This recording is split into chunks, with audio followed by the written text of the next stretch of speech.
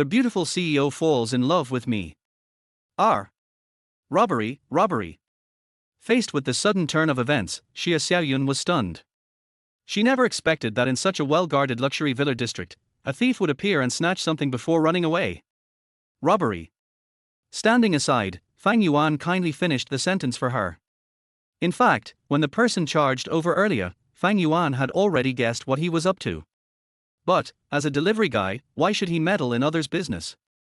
Besides, this sexy woman had insulted him earlier, right? Just because his little delivery van had blocked her BMW. It's a robbery. After Fang Yuan's reminder, Xia Xiaoyun finally snapped out of her daze, shouting loudly, help! Someone's robbing me! Fang Yuan, being a generous person and enjoying helping others, also yelled, help! Someone's robbing her! Are you even a man? Go after him! My bag has something very important in it. In her panic, Xia Xiaoyun pushed Fang Yuan away. What? Fang Yuan pretended not to understand, but secretly sneered, this girl must have a screw loose. Just now she was insulting me, and now she is begging me for help. But this feeling, so satisfying.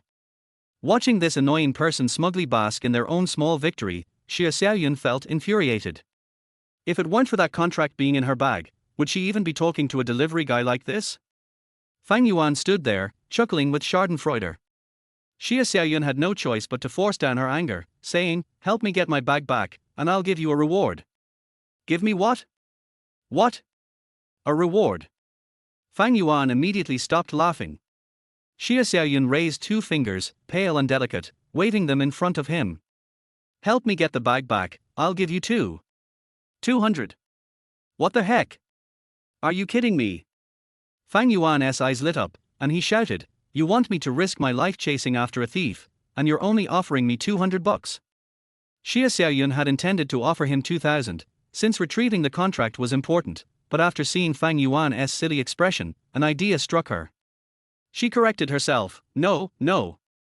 Not 200, 2,000. To emphasize the importance of 2,000, Xia Xiaoyun waved her fingers again. Har, so she's willing to pay 2,000 just to get her bag back. This girl's definitely got something wrong with her. Fang Yuan was overjoyed, but he kept a calm facade, saying, look, since we're both from the same country, I'll help you. But we need to make it clear no backing out later. Xia Xiaoyun nodded eagerly, like a chick pecking at grains. I want tea back out, I swear I want tea. Hurry up, the thief is already far away. Looking up at the direction the thief ran, Fang Yuan sneered, don't worry, he can't escape. He could guarantee that, even if the thief had a half-hour head start, he would still catch up. Then hurry up. Xia Xiaoyun urged. I'll go after the thief, but you have to watch my car. Do I need to watch the car? Of course, it's not locked. Okay, I'll watch your car. Where is it? Look, over there. Fang Yuan pointed to a tree not far away. Xia Xiaoyun glanced over and nearly passed out. She cried out in indignation, that's your car? A broken three-wheeler. Xia Xiaoyun was mistaken. The car Fang Yuan was referring to was indeed a human-powered tricycle, the kind that made noise with every part except the bell. Not only would nobody steal it, even if it were given away for free, no one would take it. Yet, he was fussing over such a shabby vehicle? How could Xia Xiaoyun not be mad? Broken car? Please, this is my livelihood. Seeing Xia Xiaoyun's dismissive attitude towards his vehicle made Fang Yuan feel humiliated. All right, just hurry up and go after the thief. I'll watch your car. I promise, if the person is gone, the car is gone too. Seeing Fang Yuan start to explain the glorious history of the tricycle, Xia Xiaoyun quickly made a serious vow to get rid of him and sent him off to chase the thief. After receiving Xia Xiaoyun's firm promise, Fang Yuan whistled to his donkey and galloped away. The donkey was actually his brother, in fact, a dog. Watching Fang Yuan and the dog disappear from sight, Xia Xiaoyun couldn't help but mutter, loser. Chapter 2, Are you in on it? When Liu Xiaoqiang turned into the alley, he glanced back but saw no one chasing him. The woman's handbag had been stolen, yet the man didn't chase after him. This could only mean there wasn't anything valuable in the bag. How much was it in total? 1,838.5 yuan. Without thinking, Liu Xiaoqiang blurted out the amount of cash he had just counted. As soon as the words left his mouth, he realized something wasn't right. He looked up and saw Fang Yuan, along with a dog, grinning at him. A dog didn't scare Liu Xiaoqiang, but people did. His eyes filled with panic as he stared at Fang Yuan. You dare chase me? Damn, you're really asking that? You steal someone else's wallet, and you think I can't intervene and chase you down? Fang Yuan said, sounding righteous. Liu Xiaoqiang suddenly understood what was going on. He flipped his right hand, revealing a knife. Kid, so you really don't know that woman? Fang Yuan took a step back, pretending to be afraid of the knife. Well, I'm just doing the right thing, so naturally, I don't know her. Then you still dare chase me? You must be tired of living. Liu Xiaoqiang raised his hand, the knife slicing toward Fang Yuan's chin with a menacing grin. Kid, you better leave now and stop pretending to be a hero. Heroes end up in the grave. You're still young, no need to get into trouble for someone else. If Liu Xiaoqiang hadn't noticed that Fang Yuan was taller than him, he would have slapped him across the face by now. He had no time for talk. Before Liu Xiaoqiang could finish his sentence, everything went blurry in front of him, and then his head rang like a thunderclap. He couldn't hear anything, and all he could see were countless little bees flying around. What's going on? It took a while for Liu Xiaoqiang to regain his senses. He saw Fang Yuan standing in front of him, waving his hand in front of his eyes. Hey, buddy, thunderstorm, wake up! Liu Xiaoqiang looked up at the sky, then roared, raising his right hand. Little bastard, you dare ambush me! Liu Xiaoqiang was about to punch Fang Yuan in the nose, but a cold knife was suddenly pressed against his throat. It was like someone had pressed the pause button on a remote control. Liu Xiaoqiang froze. Buddy, what do you think fast, huh? Fang Yuan tapped Liu Xiaoqiang's cheek with his left hand and said, wondering if it can cut through your throat. Want me to give it a try? Fang Yuan was pretending to measure the distance on Liu Xiaoqiang's neck very seriously.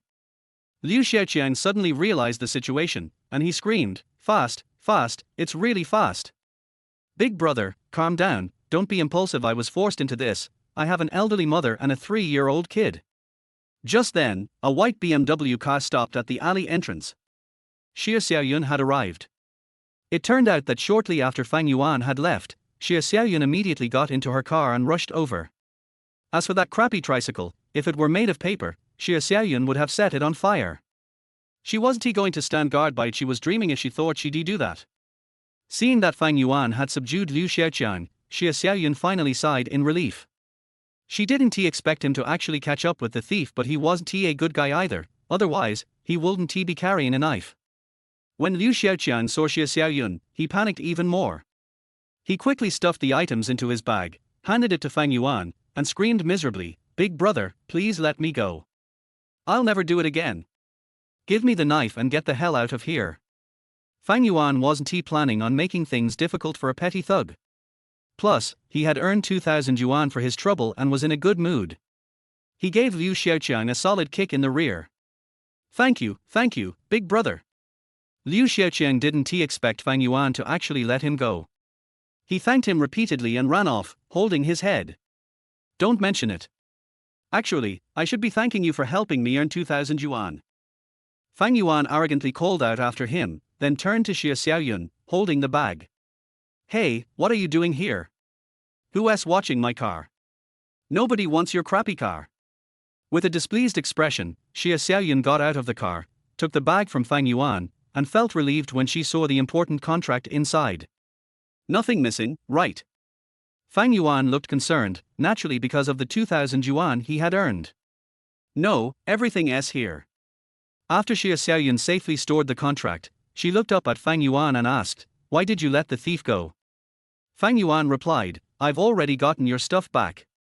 Xia Xiaoyun interrupted him, but his actions constituted robbery. You should have turned him over to the police. I only came to get your bag back. I wasn't planning on getting involved with the police. Besides, he's just a small-time thief. Life's tough for him on the streets, why make a big deal out of a small mistake? Before Fang Yuan could finish his sentence, Xia Xiaoyun interrupted again, this time with a cold laugh. HMPH, you two are in on it, aren't you? Chapter 3, Stinky Loser. What? You think we're in cahoots? When Summer Xiaoyun said this, Fang Yuan wondered if he had misheard. Hey, if you two aren't in on it together, then why did he let you catch up to him so easily? You only had a dog to chase him, and why did you show him any mercy? I even heard him call you big brother, and you said you should thank him for the 2,000 you earned. Summer Xiaoyun, like a detective, quickly pieced everything together with clear and logical thinking. This is a trap, and you two set it up to target me. Fang Yuan was speechless, raising his thumb in praise. Big sis, you're really sharp. We acted so convincingly, and you saw right through us. Impressive, truly impressive. Just a small trick, and you thought you could hide it from me. Summer Xiaoyun sneered, then got into the car. Just as she was about to close the door, Fang Yuan stopped her with his hand. What do you want? She asked coldly. I warn you, we're on the street. I just want my 2,000 labor fee, Fang Yuan said, leaning against the car door. He motioned with his finger for her to give him the money. Summer Xiaoyun had assumed that Fang Yuan and the robber were working together and that this was a trap to target her. Fang Yuan held back. Just how stupid could she be to deduce that? If what she said were true, why would Fang Yuan return the bag to her in the first place? After all, the cash in the bag was over 1,800, plus the phone and other things. It must have been worth more than 2,000. Fang Yuan didn't want to argue, thinking it wasn't worth his time to reason with someone who had so little social experience, but that didn't mean he would give up the labor fee he was owed. Summer Xiaoyun's face changed. How dare you ask for money? Hey, beauty, what do you think? What if I don't give it to you? Fang Yuan didn't respond verbally but made a gesture instead. He reached out and grabbed her chest. R. It was as if she had been electrocuted, and Summer Xiaoyun screamed. Fang Yuan pulled his hand back, a sinister smile on his face. If you don't give me the money today, you should know the consequences. Don't forget, it's not just me here. We've got another brother. The donkey immediately stood up, its front paws on Fang Yuan's legs, its body swaying. Fang Yuan felt disgusted and quickly kicked it away. Fang Yuan lived by the motto, take the money, avoid trouble. No matter the size of the job, once he accepted it, he would complete it to the best of his ability. Likewise, he expected to be compensated accordingly after working for someone. Since Summer Xiaoyun promised him a 2,000 labor fee, she had to give it to him. This was his bottom line, and no one could change that. Hey, it's just 2,000. I don't even care about it. Actually, Summer Xiaoyun wanted to reveal her identity because she had seen Fang Yuan's delivery van, which was from Shintong Company. That meant he was a delivery driver for Shintong, while she was the only daughter of the boss of Shintong Express. How dare this lowly delivery guy ask her, the boss's daughter, for money? However, Summer Xiaoyun didn't say anything. After all, how else could she deal with him in the future? Alright, I'll play along today, but you'll regret it later. Summer Xiaoyun thought to herself, gritting her teeth. She pulled out all the cash from her bag, didn't count it, and handed it straight to Fang Yuan. Take it and get lost. But Fang Yuan didn't leave, nor did he let go of the car door. What do you want now? Summer Xiaoyun asked, her eyes wide with panic. Could he have some ulterior motive? The money's not enough, Fang Yuan said, looking at the pile of cash. This totals 1838.5, but you still owe me 161.5. What? Instinctively, Summer Xiaoyun quickly counted the bills.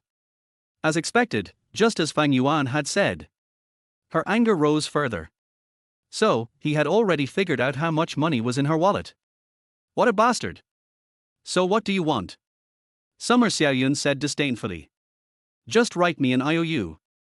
I'm a reasonable guy, even that little thief said so, Fang Yuan said, yawning and replying lazily. Summer Xiaoyun gave him a look of disbelief. You want me to write an IOU for just 160 bucks? Wrong, Fang Yuan corrected her. It's 161.5. Alright. You really are a man. Summer Xiaoyun sneered, her smile sultry. She nodded and took out paper and pen from the car to write the IOU. What's your name? Fang Yuan. Fang as in square, Yuan as in reunion, Fang Yuan said, smiling and reminding her. Don't forget to write the date, your name, and your contact info. Summer Xiaoyun continued to smile. I don't need you to remind me. I know here. Fang Yuan took the IOU and read it aloud. I, Chunan Nan, Oh Fang Yuan 161.5. This is a record of the debt. Contact, 136. He looked at her. The number 1 TB fake, right? Xia Xiaoyun snorted. You can try calling it right now if you don't believe me. Forget it. That would make it seem like I don't trust you. I'm sure Miss Xiaoyun wouldn't give me a fake number over such a small amount. As Fang Yuan walked away, Xia Xiaoyun gritted her teeth and cursed inwardly, stinky loser. Chapter 4, Getting into Trouble. After receiving the money, Fang Yuan took the donkey to a restaurant. He had just peed on the side of the road when he came back when he heard a loud shout from the west, "Stop! Stop right there, or I'll break your legs. Hey, who dares to make me stop?" Fang Yuan curled his lips, slightly spread his legs, and stood there like a master. He wanted to see who was so bold. The donkey hid behind Fang Yuan very cleverly, looking ready to strike. 4 or 5 people ran over from that side. After they ran in, Fang Yuan realized that there were 3 people chasing one. Don't chase me anymore. If you do, don't blame me for being rude. The person being chased was a young man, not too tall, wearing a grey sports suit and having the most popular bowl-cut hairstyle. He ran while turning back and cursing. His voice was a little shrill, and at first glance it sounded like a woman's. The pot-covered man ran up to Fang Yuan, but stumbled and fell towards him, shouting, "Ouch!" Fang Yuan didn't want to delay the child's landing, so he stepped aside in time. The pot-covered man was very alert. Just as he was about to fall, he reached out and grabbed the corner of his clothes, using the force to stand up suddenly. He hid behind him and jumped to the pursuers and shouted, "Stop right there, my boss is here." These people were not very old, in their early 20s, and their teeth were bared. Some of them were holding machetes in their hands. They looked like street thugs. They didn't care what the pot-cut guy was yelling. Just as they were about to pounce on him, the donkey suddenly popped its head out. Woof, woof, woof. In terms of courage, Donkey can definitely be ranked among the top 10 bravest dogs in the world. However, in terms of appearance, Donkey is still quite remarkable. Especially when the big brother needs it to stand up and support the situation, it will immediately lower its head to the ground, whining, showing 2 sharp canine teeth. The hair on its back stands up, and its body is slightly arched like a spring, as if it can pounce like lightning as long as the boss gives the order. People who are not familiar with donkeys will be frightened when they see its ferocious appearance. The hooligans were immediately shocked. They stopped and looked at Fang Yuan with unfriendly eyes. One of the bold men shouted, "Are you his boss?" Fang Yuan was also looking at them with a proud look on his face. He has a good habit of helping others. He is never stingy when it comes to helping others by just extending a hand. What's more, the people on the other side are just a group of thugs, so there is nothing to worry about. Since he was the boss of a gang, Fang Yuan acted like a boss and glared at them. "What are you messing about? Get out of here, if you dare to dawdle again, I'll let the dogs bite you." It seems that these hooligans are not afraid of Fang Yuan, but are very afraid of Malu. The bold man cursed in a low voice, raised his finger and pointed at the pot-covered man behind him. "Stinky sissy, I'll let you go today, but don't let me see you next time, or I'll beat you to a pulp. Brothers, retreat." After those people turned around and walked away cursing, the pot-cut guy who was holding Fang Yuan's arm finally breathed a sigh of relief and said with a chuckle, "Hey, buddy, thank you for helping me out. I don't need any thanks for this. See you later." No wonder this guy is called a sissy. If he wasn't wearing men's clothes, just looking at his handsome face and the little white teeth showing when he smiles, you would really think he was a woman. After thanking him insincerely, the man with the pot cover turned and left. Fang Yuan held him back. The pot-cut guy struggled to turn his head and asked with a grin, "What's up? Is there anything else?" "It's not a big deal, you just have to give me my wallet back." Fang Yuan stretched out his right hand and hooked his fingers, indicating that he should take back the stolen wallet. "Your wallet? What wallet?" There was a flash of panic in the pot-cut man's eyes, but his face was full of confusion. Fang Yuan tolerated the fact that he looked like a sissy. After all, pickpockets never looked down on appearance. Fang Yuan tolerated the fact that stealing wallets was a crime posed by thieves, because he didn't have a note on his forehead saying, "I will destroy anyone who dares to steal from me." But this guy was not very skilled and he refused to admit it after being caught stealing a wallet. Fang Yuan got angry and didn't bother to say anything more to him. He pulled him into his arms and kicked him on the left knee with his right foot. "Ouch! When Guogari screamed with a headache, he was lifted up by Fang Yuan. After shaking twice, a wallet fell from his body to the ground. Fuck, it's fine if you just show off your little ability, but the worst thing is that you refuse to admit it after being caught. You dare not take responsibility for it. You have lost all the face of a thief. Get out. Whoever catches the pickpocket will beat him half to death and then send him to the police station. However, Fang Yuan didn't take the matter seriously. He just kicked Guo Gaitu twice and gave him a small lesson. There was really no need to trouble the government for such a small matter. What made Fang Yuan angry was that after being kicked twice, the pot-covered man screamed, "Murder! Help!" His shout instantly attracted the audience around him. "I'll make you howl." Fang Yuan ignored the spectators who were surrounding him. Just as he was about to kick him out, he heard someone shout, "Stop!"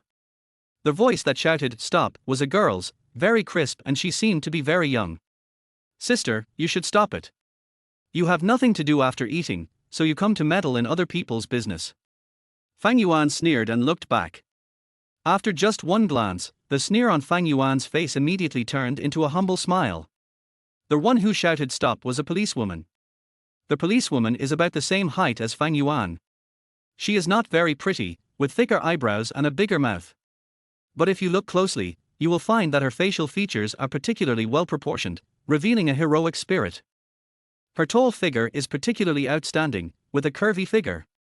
If she were to go to an island country to shoot a short uniform movie, she would definitely become a hit. Due to some innate factors, Fang Yuan was frightened when he saw the police. He instinctively put on a smile. When he was about to explain something, the female police officer did not give him a chance. She raised her hand and grabbed his right wrist, saying in a cold voice, "Boy, you are so arrogant." "You're too kind, officer." "I'm not too arrogant. I'm just average."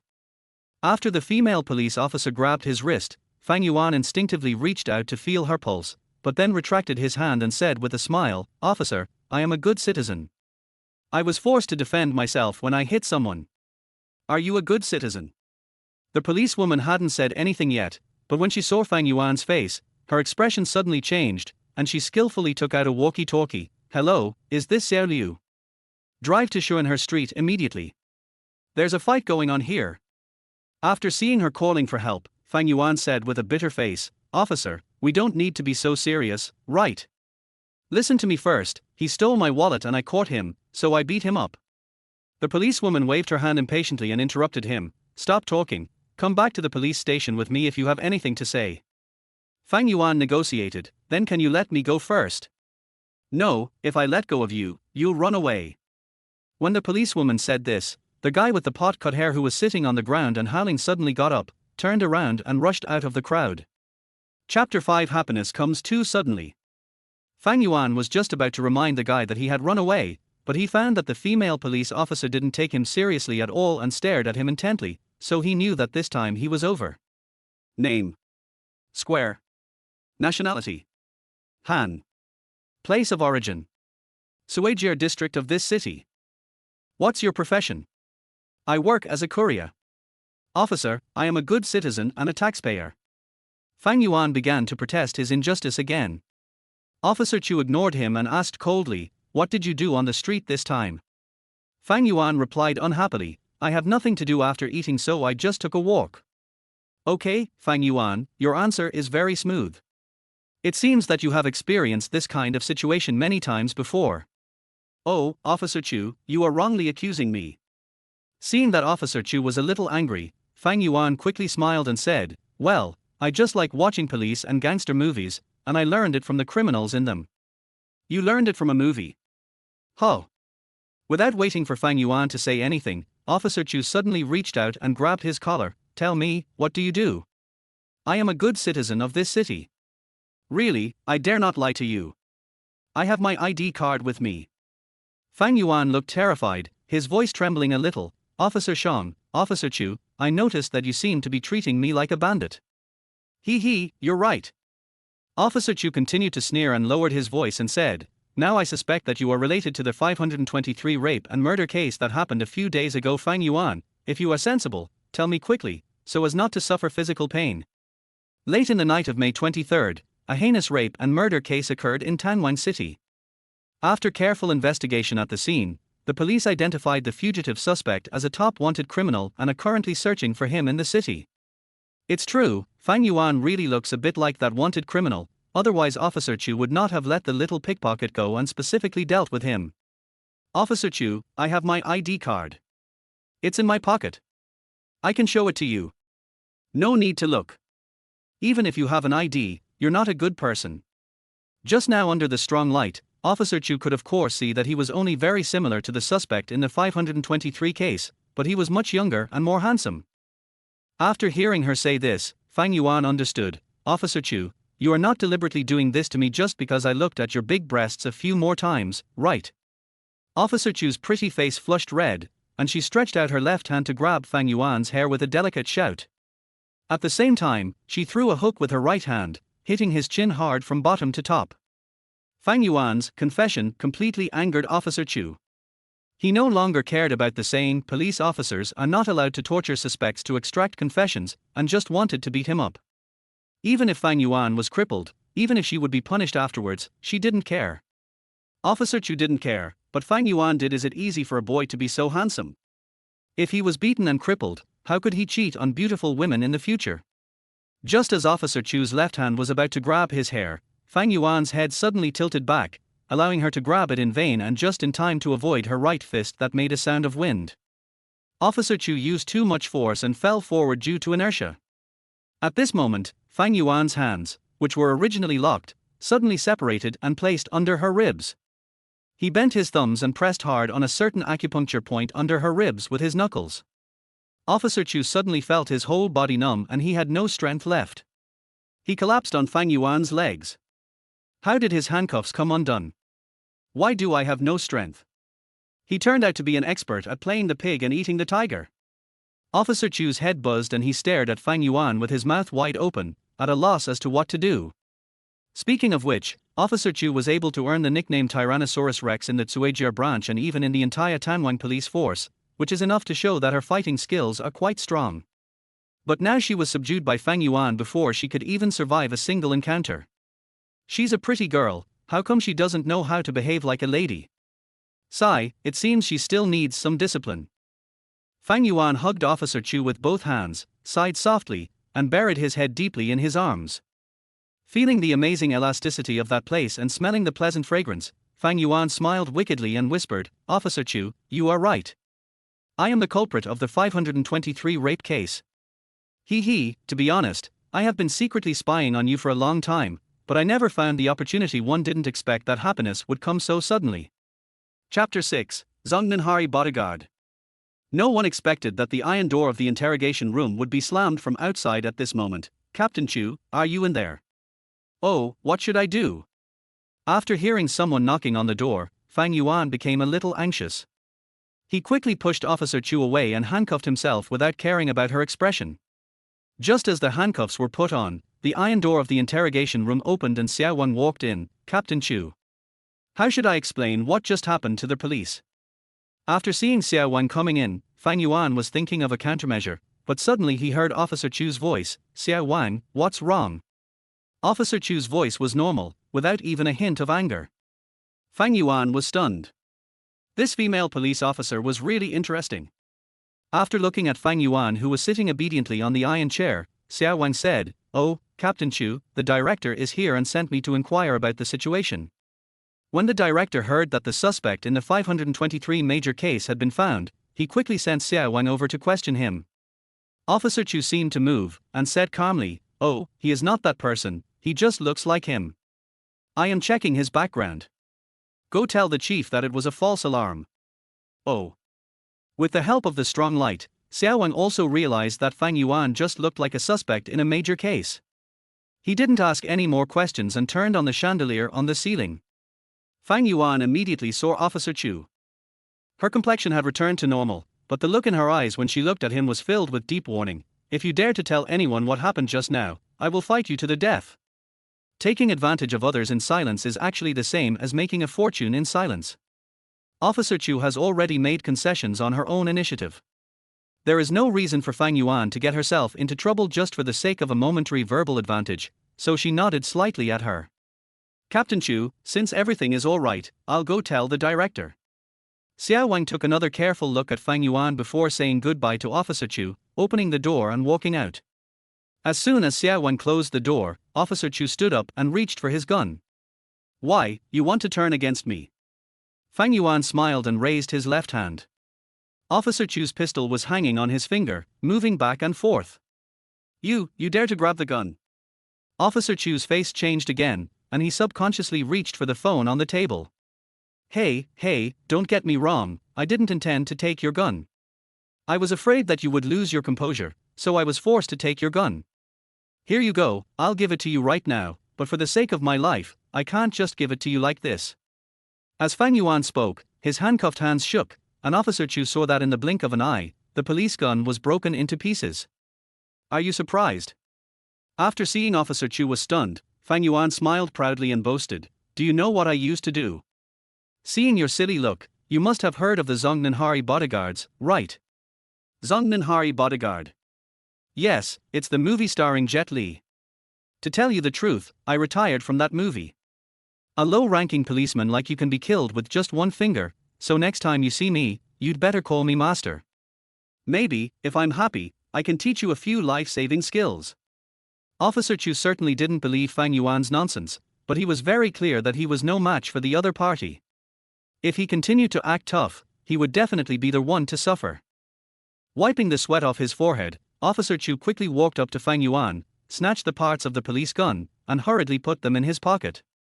After taking a few steps back, he gritted his teeth and whispered, Boy, I don't care if you are Qin Jaiwar or not, or who you are or how powerful you are, I admit defeat this time, forget it this time. Fang Yuan quickly said, You said that yourself. Snort. Officer Chu snorted coldly and said in a sinister tone, But you have to remember this. If you dare to cause trouble on my territory in the future, I will definitely deal with you if I get the chance. Don't think that you are the king of heaven just because you know a few evil tricks. No matter how powerful you are, can you be faster than a bullet? Fang Yuan knew that Officer Chu was just saying something to save face, and after saying that, he should let him go. With a slight smile, Fang Yuan said sincerely, Officer Chu, tonight was purely a misunderstanding. Don't worry, I will definitely be a law-abiding citizen in the future and promise not to cause you any trouble again. Ding ding dong. Officer Chu's cell phone rang. Taking out his phone and checking the caller ID, Officer Chu waved his hand impatiently, Go away, hurry up. Goodbye, oh, better not say goodbye. Fang Yuan smiled and nodded at her, then walked out of the interrogation room. The handcuffs that locked him were placed on the chair. Officer Chu's pupils suddenly shrank, the distance was so close, and it was right under her nose, but she didn't even see how Fang Yuan opened the handcuffs. Chapter 7, Benevolent Vice President Xia. Fang Yuan's home is an irregular courtyard house located in an alley deep in the old city. 13 years ago, after Fang Yuan's parents died unexpectedly, he was taken in to be raised by his aunt who lived in another city. It was not until half a year ago that Fang Yuan returned to his hometown. Compared with 13 years ago, the old house had not changed at all except that it was more dilapidated. Nothing happened that night. Early the next morning, Fang Yuan was woken up by the donkey to eat. Compared with Fang Yuan's previous wonderful life, the current courier job can be said to be quite monotonous. After breakfast, I go to the regional express delivery outlets to find the express parcels I want to deliver, then take them out for delivery, collect them after delivery, and come back to hand them in at noon. That is, at noon, there is still some time to rest, and then in the afternoon I have to repeat the morning's workflow again. After I finish my work, the day is almost over like this. As for Fang Yuan's income, the courier's base salary is very average, mainly based on commission for delivery. The basic monthly income is around 3 to 5,000. If he catches up with double 11, he can earn nearly 10,000, but it must be very tiring. Although the current life is very boring, Fang Yuan also has other means to ensure that he will have no worries about food and drink for the rest of his life in a short period of time, but he had vowed to be a good citizen before returning to his hometown, so naturally he has to work honestly and live an ordinary life. The weather is nice today. The sun in the morning is red, like a big lantern. Bang, bang, bang. Li Xing gently knocked on the door of Vice President Xia's office, feeling a little nervous. This is the headquarters of Shintong Express Company. Lao Li is the regional manager of the express outlets in this city. He received a call from Vice President Xia as soon as he got to work in the morning, asking him to come over. Although Xia Xiaoyun is the vice president, everyone knows that she is the only daughter of the boss Xia Qianwen and the future boss of Shentong Express. So after hearing her cold tone on the phone, Li Xing immediately began to reflect on his recent work and whether he had made any mistakes. "Come in." Xia Xiaoyun's voice came from inside. Li Xing pushed the door open and walked into the office. He looked at the girl sitting behind the desk with a humble smile on his face. He bent down slightly and asked in a low voice, "Vice President Xia, are you looking for me?" "Sit down." Xia Xiaoyun closed her laptop and raised her hand to signal Lao Li to sit down. Li Xing sat obediently on the sofa, half lifting his butt. Xia Xiaoyun didn't hesitate and asked directly, "Manager Li, you should know Zhao Jindo, the person in charge of the Cuejie district in this city, right?" As the regional manager of this city, Li Xing certainly knows the regional manager of Cuejie district. Not only do they know each other, but they also have a special relationship. Zhao Jindo is his brother-in-law.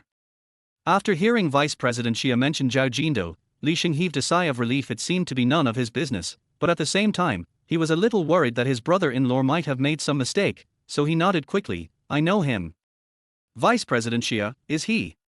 Xia Xiaoyun raised her hand and interrupted him, "Don't worry, it's not that Zhao Jindo has any problem. It's that a courier from the number 3 branch under his jurisdiction was reported to me." Li Xing was very surprised. What kind of mistake did the courier make to have someone report him to Vice President Xia? Did he steal something from a customer? The most taboo thing for a courier is to have dirty hands and feet. As for the service attitude, that is secondary. Seeing Li Xing's surprised expression, Xia Xiaoyun's face flashed with embarrassment, and then she said, "The courier who was reported is named Fang Yuan. Others reported that he had blackmailed customers, and this matter must be dealt with seriously." Li Xing immediately stood up and said firmly, "Vice President Xia, don't worry, I will ask Zhao Jindo to fire Fang Yuan right away. This black sheep has greatly damaged the reputation of Shentong Express." No. Xia Xiaoyun waved her hands and sneered in her heart, "Humph, if I fire him, how can I deal with him? Boy, you have to stay, the good days are still to come. Don't fire him. It's not easy for him either. We can't just punish him with one blow just because he made a mistake. We just need to give him the strictest economic punishment according to the relevant regulations." Li Xing praised from the bottom of his heart, "Vice President Xia, you are so kind." Chapter 8, Noble People Tend to Forget Things. At 8:30 in the morning, Fang Yuan arrived at branch number 3 on time. Because it was payday today, Fang Yuan dressed up a little. The person in charge of the number 3 outlet was a bald man in his 40s named Chen. He was a nice guy and usually took good care of Fang Yuan. As soon as they met, old Chen shook his head and said, "Fang Yuan, you are in big trouble." Fang Yuan was stunned. "What trouble?" "Early this morning, the regional manager, Mr. Zhao, called me and issued a notice saying that you had extorted customers and had been reported to the company headquarters. The leaders at the headquarters took it very seriously, and Mr. Li, the regional manager, made a special instruction to deduct half of your salary for this month." "What, deduct half of my salary?" Before Lao Chen could finish, Fang Yuan jumped up from his chair with a weird cry, "Fuck, are you kidding me? What did I do wrong? Don't be anxious, let's talk it over." Seeing Fang Yuan was about to go berserk, Lao Chen quickly advised, "I have confirmed with the higher-ups again and again. Hey, what are you going to do?" "I'm going to the headquarters to ask those bastards for an explanation. They dared to deduct my salary. They want to die." Fang Yuan turned around and took 2 steps, then turned around and asked, "Old Chen, where is the address of the headquarters?" "Xiao Fang, listen to me, the penalty notice has already been issued. It's useless even if you go to the headquarters to ask." Old Chen walked around the table and grabbed Fang Yuan's arm, preventing him from going to the headquarters to cause trouble. Are you kidding? If Fang Yuan really went to the headquarters to cause trouble, it would definitely implicate him as a regional franchisee. After being pulled, Fang Yuan also realized this. "Old Chen, for your sake, I cannot go to the headquarters to seek justice, but half a month's salary is my hard-earned money in Fengguilan. I can't just deduct it for nothing, I have to figure it out, don't you think?" "Yeah, what do you mean?" Old Chen knew very well how hard it was to be a courier. He would not let it go if it happened to him, let alone Fang Yuan, because he had half a month's salary deducted for no apparent reason. It's very simple. Give me the mobile phone number of manager Lee who approved this matter. I will ask him privately to clarify the matter. Is this request not too much? Fang Yuan walked out and said, if I don't figure this out, I'm not going to do this anymore. Damn it, I'm not in the mood. During the entire day of delivering the package, Fang Yuan was wondering what he had done wrong. As soon as it got dark, Li Xing drove to the Hailong Hotel to attend a party with some friends. As Li Xing was chatting with his friends, his cell phone rang just as he picked up his glass of wine. Li Xing stood up, walked to the window, and asked, "Hello, who are you?" A young man's voice came from the phone. "You are Li Xing, the general manager of Shentong Express in this city, right?" "Yes, I am Li Xing. Where are you now?" "I'm in the Juxian Hall on the second floor of the Hailong Hotel." After Li Xing finished speaking, he asked, "Who are you?" The call was disconnected. "Who is it?" A friend of Li Xing asked. "I don't know, and I didn't say who it was." Li Xing shook his head and raised his glass. "No matter what, come on, keep drinking." Seeing his casual look, others didn't ask any questions. They continued to clink glasses and drink happily when they heard a bang and the door of the private room was kicked open. Everyone was startled and looked up quickly, only to see a young man walking in. "Who are you?"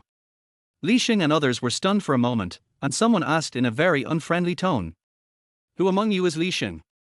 Looking at the delicious food and wine on the table, Fang Yuan swallowed instinctively. Fang Yuan was in a bad mood today and didn't he have a good lunch, so he was a little hungry now. "I am Li Xing." Li Xing looked at him puzzledly and stood up from his chair. "Who are you?" "My name is Fang Yuan." "Fang Yuan? I don't think we know each other." "Hey, you don't recognize me. You really are a forgetful person." Fang Yuan walked to the table with a sneer, pulled over a chair and sat down, then grabbed a chicken leg with his hand and stuffed it into his mouth. Li Xing really didn't lie. After all, as a manager of a large region, he was busy with all kinds of things every day. For him, the matter of specially approving the punishment of a small courier was something he would forget about as soon as he put down his hand. Seeing Fang Yuan couldn't speak clearly and just picked up the food and started eating, Li Xing felt embarrassed in front of his friends and couldn't help but slam the table. "Who the hell are you?" Before he could finish his last word, Fang Yuan picked up a bottle of beer on the table and smashed it on his head with a bang. Li Xing's eyes rolled back, his body swayed, and he sat down on the chair with a plop. His friends were all dumbfounded. This guy must be a lunatic. He threw a bottle at people without even saying a word clearly. Chapter 9, The Desperado You Can't Provoke. When the wine bottle exploded on Li Xing's forehead, Fang Yuan realized that he had gone too far. No matter how hateful Li Xing is, he is just an ordinary person, and we shouldn't treat him the same way we did in the past. "I'm sorry, I got a little impulsive." While Li Xing and others were in a daze, Fang Yuan apologized sincerely. But the next moment, his face turned cold, and he said to one of Li Xing's friends who picked up the bottle of wine, "You'd better not move. You are not good enough for a fight. Don't move yet." Li Xing's physical fitness was pretty good. After being hit by a bottle, he not only did not faint, but was able to wake up in time and stop his friends who were about to take action. Li Xing wiped his forehead with a napkin and glared at Fang Yuan. "Who are you and why did you hit me for no reason?" "I just said it, my name is Fang Yuan." Fang Yuan chewed the chicken leg slowly and said calmly, "Boss Li, think about it carefully, you really don't remember this name." "Fang Yuan? Fang." Li Xing suddenly remembered. You are the courier who was specially approved by Vice President Xia to be severely punished." "Vice President Xia?" Fang Yuan narrowed his eyes and asked, "Who is Vice President Xia?" "She is." Li Xinggang said this when he suddenly realized, this guy is half-baked. If I tell him who Vice President Xia is, who can guarantee that he won't go to Vice President Xia? If Vice President Xia is also treated like this by him, then I can forget about staying in Shentong Express. After seeing Li Xing shut up, Fang Yuan continued to ask, "Who is Vice President Xia?" "Don't worry about who Vice President Xia is." Li Xing was able to climb to his current position, and he had to cultivate himself. He did not lose his mind just because Fang Yuan almost cut his head. Instead, he said calmly, "Anyway, the decision on your punishment will not be changed." Fang Yuan sneered, "Fuck, you said that so lightly, you are not the one who was fined." That damn Vice President Xia just touched his lower lip with his upper lip, and my half-month of hard work was in vain, and you don't even allow me to ask for clarification." Li Xing did not explain anything further. He took out his wallet and took out a stack of banknotes, about 3,000 yuan, and handed it to Fang Yuan. "This money is the compensation for your punishment. Don't ask what's going on, okay?" Fang Yuan came to Li Xing angrily, mainly because he was upset about the half-month salary that was deducted. As for why he was fined, he didn't care much. Now that he saw the bachelor taking out the money, his anger disappeared. This is not good, right? Although he said it was not a good idea, his men quickly took the money. In fact, even a fool would see something at this point. There was something wrong with Vice President Xia, and Li Xing didn't dare to say it out loud, so he could only use money to shut Fang Yuan down. "Nothing bad, just a small matter." Li Xing waved his hand and smiled. "You haven't eaten yet, right? Let's have a drink together." "Okay, you are a big shot, I'll give you a favor today and let this matter go. But when you go back, tell that Vice President Xia that if he dares to mess with me again, I will let him know why the flowers are so red." Fang Yuan said, picking up half a roast duck and turning to leave. "Brothers, drink, I'm leaving first." Fang Yuan had been gone for quite some time before Li Xing's friends finally came to their senses. "Who is this guy? Why are you so afraid of him? No one knows where he came from. I can only be sure that he is a desperado." Li Xing had a sad face, covered his injured forehead and sighed heavily. "Alas, the desperado, I can't afford to offend him." Chapter 10 Deputy General Manager Assistant. 10 o'clock in the morning, in the Shantung Express conference room. Xia Xiaoyun, who had just finished a meeting, looked at the band-aid on Li Xing's forehead and said dissatisfiedly, "Manager Li, what's wrong with you? Coming to work like this will affect the company's image."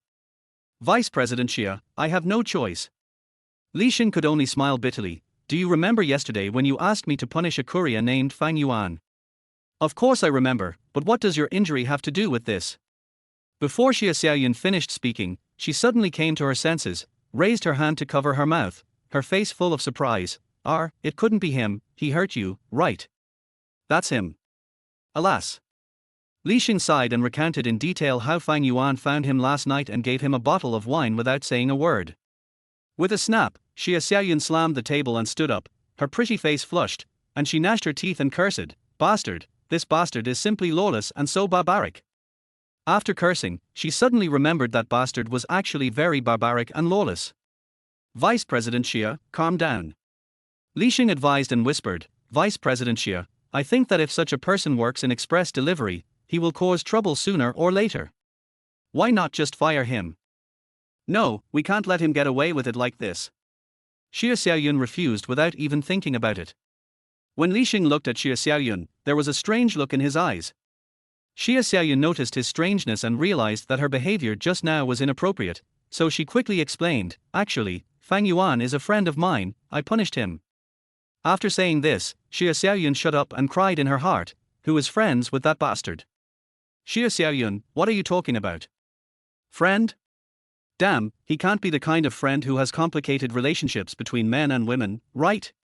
Oh, old Li, my life is so miserable. How did I get dragged into this vortex?" Li Xing's eyes changed again as he looked at Xia Xiaoyun, and he thought he had seen through something. "Don't let your imagination run wild. There's nothing going on between him and me." Xia Xiaoyun knew at a glance that he was thinking wrong, and she knew that the more she explained, the worse it would be, so she simply stopped explaining. "Manager Li, go back to the finance department and withdraw 10,000 yuan as compensation for your loss last night." Li Xing pretended to refuse a few times, but finally agreed. Just as he was about to say goodbye, Xia Xiaoyun suddenly said, "Manager Li, the company's business has been very busy recently. I feel a little overwhelmed. I want to find an assistant to help me. Do you have a suitable candidate? I'm not Vice President Xia's trusted subordinate, so why would she ask for my opinion when looking for an assistant?" Li Xing's mind raced, and he understood something. He asked tentatively, "Vice President Xia, I do have a candidate, that Fang Yuan." After seeing that Xia Xiaoyun didn't react, Li Xing knew that he had guessed her thoughts. Although Fang Yuan is young and a bit rash, he also seems to be quite smart. How about letting him try the position of assistant? Don't promote him directly. How about this? Make a plan to promote the deputy assistant general manager and find a few more candidates. Xia Xiaoyun's answer made Li Xing more certain of his thoughts, and he felt lucky. That guy really has a close relationship with Vice President Xia. Fortunately, I handled the situation properly last night and did not offend him, otherwise I would have no chance of staying in the company in the future. Xia Xiaoyun sent Li Xing to teach Fang Yuan a lesson, and the next day he came back with a band-aid on his head. Xia Xiaoyun knew very well that Li Xing's worries were justified. If that bastard knew that she was plotting against him, he might really stop her halfway with a bottle of wine in his hand, and that would be disastrous. Fortunately, smart people will never resort to violence when they want to discipline someone. Especially since this smart guy is their vice president, he can definitely find another shortcut to beat that guy to death. Thinking about how Fang Yuan would be beaten upside down by her in the future, a sinister smile appeared on Xia Xiaoyun's face, which made Li Xing feel a chill on the back of his neck and he quietly retreated. Chapter 11. No one would believe you. Excuse me, are you Miss Xia Xiaoyun? Early in the morning, Fang Yuan came to this luxurious villa area to deliver a package. Unexpectedly, the first customer was a very beautifully dressed woman. Yes, I am Xia Xiaoyun. The young woman smiled sweetly and looked Fang Yuan up and down with her charming eyes. Who are you? Oh, I'm a courier from Shentong Express Company, and this is your package. Fang Yuan said this, turning around and picking up a package from the ground. Oh, thank you. I was just about to take a shower. The young woman took the pen from Fang Yuan and signed her name on the package. After tearing off the signature sheet, Fang Yuan turned around to leave, but the young woman reached out and grabbed his wrist, gently pulling it towards her bosom, giggling and saying, "Handsome man, don't be in a hurry to leave. The faucet in my kitchen is broken, and I was just fixing it but I can't fix it, so I want to ask you for help." It is my honor to serve you, Miss Song. Fang Yuan wants to provide the best service to customers, so it is normal to help fix the faucet. Taking the opportunity to pack the documents, Fang Yuan calmly withdrew his hand that was being held and followed the young woman into the living room. This is a house with 3 bedrooms and a living room. The living room is not too big, but the interior decoration style is very tasteful and exquisite. You can guess at a glance that the young woman is a person who knows how to live. It was just a mess. The TV cabinet door was open, the sofa was moved, and there were some women's magazines, snacks and other things on the floor. It looked like it had been visited by thieves. Seeing Fang Yuan's eyes wandering over those things, the young woman smiled apologetically. It's like this, I'm cleaning and want to tidy up the house. Har har, it's a mess, I'm sorry to embarrass you. It's okay. Which faucet is broken? Fang Yuan took off the sling bag he was wearing and hung it on the clothes drying rack. He asked, do you have any wrenches or other tools? The faucet in the bathroom is broken. I'll go find you some tools. The young woman took Fang Yuan to the bathroom door, turned and walked towards the balcony of the master bedroom to look for tools. The faucet on the wash basin in the bathroom was made of plastic and might have been accidentally broken. Water was gushing out from it and splashing everywhere like rain. Fang Yuan put one hand on his head, walked over, picked up a toothbrush holder next to the mirror, and put it on the faucet. The rain stopped suddenly. Ms. Song, do you have a spare faucet at home? We need to get a new one. Fang Yuan shouted outside the door. I'm looking for it, please wait. The young woman's voice came from the master bedroom. Fang Yuan said, oh, shook his hands and looked up casually, only to find that there was a drying strip on the wall inside the bathroom, on which were hung some girls' socks, underwear, bras and so on. Some were black, some were flesh-colored, and some were embroidered with cartoon characters. Any normal man would feel something in his heart when seeing these things, and would immediately think of some erotic scenes. Fang Yuan was the same, he even had an inexplicable urge to steal a certain piece of black stockings. Damn, don't look at anything inappropriate. I'm not into that kind of thing. Found it, luckily there is a faucet at home. It was more than 10 minutes later when Fang Yuan took over the faucet and replaced it with a new one. It's done. Fang Yuan raised his hand to wipe his face, snapped his fingers, and looked very relieved. He took a towel from the drying bar, wrung out the water and wiped his body, pulled off his vest and put it on, and wiped his hair in front of the mirror very lovingly. Fang Yuan then opened the door and walked out of the bathroom. Miss Song, the faucet is fixed. The floor outside was still a mess, and the door to the master bedroom was half open, but no one answered. Miss Song, Miss Song. Fang Yuan was a little puzzled. He called out twice, but still didn't see the young woman appear. Isn't he out? Fang Yuan wanted to go to the bedroom to take a look, but was afraid of being misunderstood. As he was hesitating, he heard the sound of a key opening the door, and then the door was pushed open. "Ms. Song, please go out." Fang Yuan looked at the door and was stunned when he said this. The person who opened the door was not the young woman Xia Xiaoyun, but a girl in a grey sportswear. Fang Yuan was stunned because he seemed to know this girl. She was the officer Chu who mistook him for a criminal suspect and took him back to the police station to deal with him. "Hey, why is it you?" When Fang Yuan asked this question subconsciously, Officer Chu was also asking him, why are you here?" Before Fang Yuan could say anything else, Officer Chu saw the mess in the living room. His expression suddenly changed and he shouted, "Good boy, you stole things in my house." Officer Chu shouted and rushed over. Seeing the mess in the house, Officer Chu had long forgotten how powerful Fang Yuan was. He was just angry and wanted to arrest him. "You dare to steal from the police, you are really tired of living." "Hey, don't get me wrong, listen to me." Fang Yuan quickly stepped aside and explained loudly, "I was delivering a package when the owner asked me to fix the water." "I don't believe you." Chapter 12, Their house was robbed.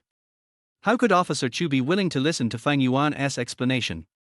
At the very least, given her hot temper, she would not listen before handing him over to the public security agency. "Damn, why can't you just listen to my explanation?" Fang Yuan was also a little angry at Officer Chu's unreasonableness. After dodging her kick, he raised his hand, grabbed her ankle, and pulled her to the side. Officer Chu fell to the ground with a thud, and the back of her head hit the floor with a dull thud. She rolled her eyes in pain. But it also stimulated her fierce nature even more. She let out a delicate cry and raised her foot to move towards Fang Yuan's fatal part below. After seeing Officer Chu's murderous move, Fang Yuan was really annoyed. He raised his hand to block her right foot, then knelt down kneeling between her legs, pressing on her lower abdomen.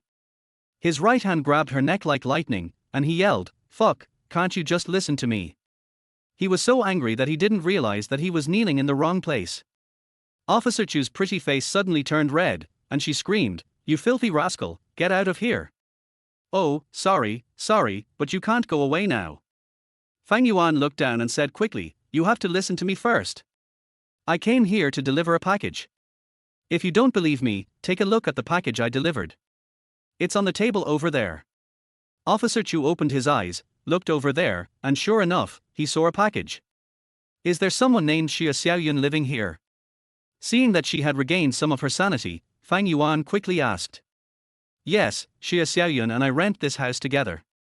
Officer Chu asked, "Did you see her just now?" "Nonsense, if I didn't see her, how could I possibly get into their house and help you fix the water pipe?"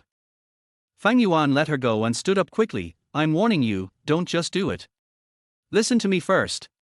Officer Chu jumped up, turned sideways and rubbed his lower body with his left hand, gritted his teeth and said angrily, "You say Fang Yuan came here today to deliver a package, and helping to fix the faucet was a good deed."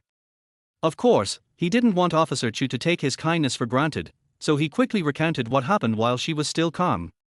Finally, he walked behind the door, took the bag off the hanger, and found a receipt signed by the young woman. "Here, take a look, here is her signature, which proves that I am here to deliver the courier." Officer Chu snatched the receipt, glanced at the signature, and suddenly looked up. "This is not Xiaoyun's handwriting. Where is the woman who claims to be Xiaoyun? It's not her handwriting. When I was fixing the faucet, she said she was going to clean the house. Now I don't know where she is. When you came, I was looking for her." Fang Yuan also noticed something was wrong at this time, thinking, "Damn, that young woman just now, could she be a burglar? Damn, no wonder the door was ajar when I knocked.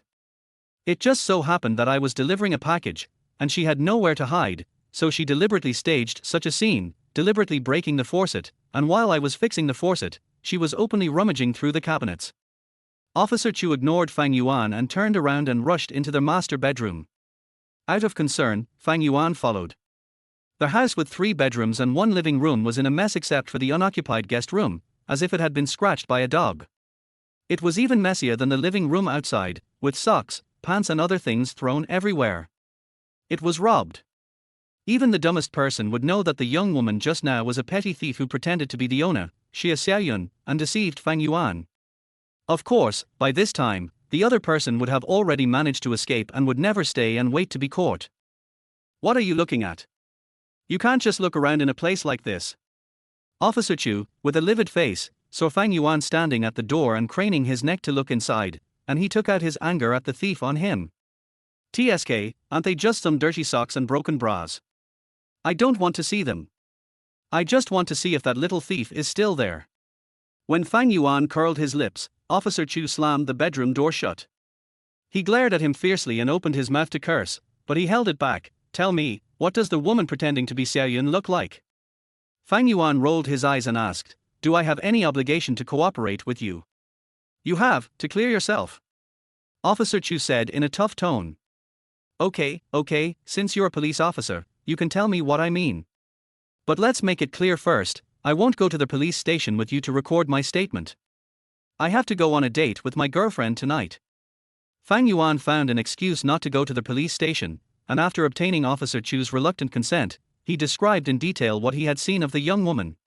While he was describing the young thief, Officer Chu was drawing a portrait on paper and making constant revisions. I didn't expect this woman to have this ability. After Officer Chu slowly described the young woman he saw on paper, Fang Yuan praised him in his heart and nodded, saying, yes, that's what she looks like. Do you know her? No.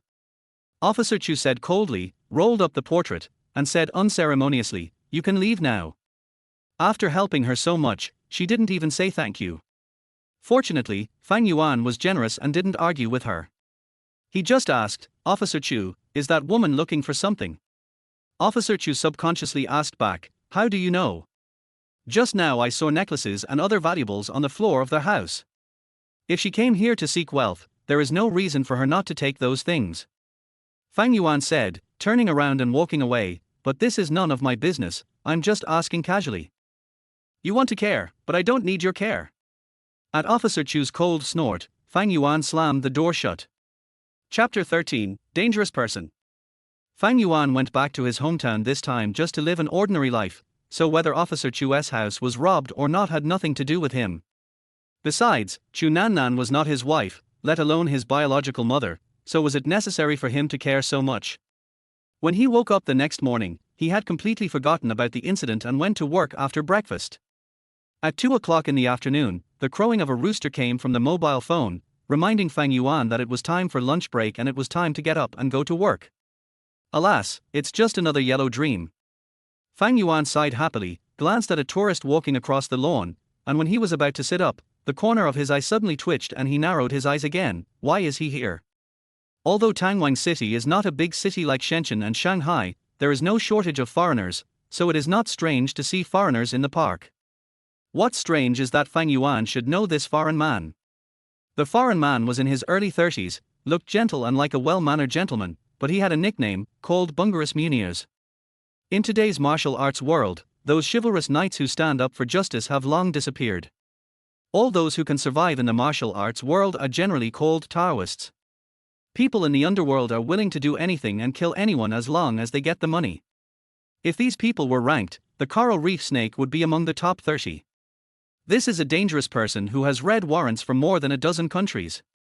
His level of danger is even more terrifying than his nickname. The Bungarus Radiator definitely did not come to Tangwang for vacation. Without a reward of more than $3 million, he would never travel thousands of miles to China. So who is his target this time? Of course he didn't come to find Fang Yuan, that was certain. Even if he was given 10 times the courage, he would not dare to cause trouble for Fang Yuan. After watching the back of the coral snake disappear in the distance, Fang Yuan slowly sat up, lit a cigarette and took a puff. Something is going to happen to King Tang should I remind that little policewoman. Forget it, I'm not her husband, it's not my turn to worry about it. Besides, the coral snake and I have no grudges, why would I ruin its good fortune? After laughing at himself, Fang Yuan was about to get up when he found a folded piece of paper on the ground. It fell out when he was taking out a cigarette. Fang Yuan picked it up and opened it. It turned out to be the IOU that Xia Xiaoyun left for him. TSK, I forgot I'm a creditor. Should I call her and remind her that it's time to pay back the debt? Fang Yuan muttered to himself and picked up the phone. Captain Chu, the police station at the railway station just called and said that they found traces of the suspect in the 523 case near the railway station. Just as Officer Chu was in a daze, the office door was pushed open. What? Chu Nanan's eyes suddenly lit up, and he reached out and grabbed the police gun on the table. Quick, call all the brothers at home and rush to the long-distance bus station immediately. On their way, Chu Nanan received more information from there and confirmed that the suspect was in room 203 of a small hotel. There is no doubt that the suspect in the 523 major case is a very powerful man in the country, who has a record of escaping from the jaws of death many times. It seems a bit difficult for the police station to arrest him based on its ability. However, because the opportunity was fleeting, no one could guarantee that he would not escape at the next moment. Chu Nannan could only report to the municipal bureau first and ask the branch bureau to take independent action first. After getting permission from the city bureau leaders, Chu Nannan rushed to the small hotel and divided his men into 3 groups. 2 groups guarded the front and back doors of the small hotel, while he and Xia Xiaoyun took the frontal action. Captain Chu, do you want to just kick the door in? Xiao Liu stood beside the door, holding the pistols in both hands, and asked Chu Nannan silently. Chu Nannan shook his head and took out a piece of wire from his pocket, indicating that he could use it to open the secret lock and then rush in at lightning speed, which would be more effective. Xiao Liu nodded, and Chu Nannan bent her knees and slowly squatted down. Just as she inserted the wire into the keyhole, a shrill cell phone ring rang from her shirt pocket. "Auntie, there's a call." "Fuck it." Chu Nannan, who was about to concentrate on unlocking the door, was startled by the ringing of her cell phone. She immediately realized that something was wrong, stood up cursing, gritted her teeth and slammed the door. Bang! Chu Nannan was quite strong, but she didn't expect the door to be very sturdy. She struggled hard but failed to break it open. "Captain Chu, let me do it." As Xiao Liu yelled, Chu Nannan quickly dodged to the side and stomped hard on the door. Bang! This time, the sturdy door could not withstand Xiao Liu's strong stomping. The moment the door flew back, without waiting for it to bounce back, Chu Nannan jumped into their house like a hunting leopard, holding a gun in both hands and shouted sternly, "Don't move, I'm a policeman." Her movements were not slow, but unfortunately the suspect hiding in the house was startled by the sudden ring of her phone and had already jumped onto the window before the door was kicked open. There was a poplar tree outside the window of the guest room on the 2nd floor. Before Chu Nannan pulled the trigger, the suspect jumped onto the tree and slid down along the trunk. Chu Nannan immediately rushed to the window and was about to shoot, but he found that there were 2 people playing chess under the tree. "Damn it, you're crazy to come here to play chess." There were people below, so Chu Nannan certainly didn't dare to shoot without permission. He could only jump out of the window and hug the sycamore tree like the suspect did. However, by the time she slid to the ground, the suspect had already climbed over the wall and jumped into the Juya River behind the hotel and soon disappeared. It seemed that a capture operation was about to succeed, but it failed just because Chu Nannan was careless and didn't turn off her phone. She was so angry. From the sudden ringing of the cell phone to the suspect jumping over the wall and jumping into the river to escape, it was actually only a dozen seconds.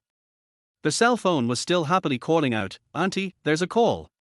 The caller ID showed an unfamiliar number. Chu Nannan glared at the 2 guys playing chess, then took out his phone in frustration and started cursing, "Who the hell are you?" Chapter 14 Wrong number? "Hey, did you dial the wrong number?" After the call was connected, a woman's rude curse was heard, which made Fang Yuan feel a little strange. "Tell me, who the hell are you?"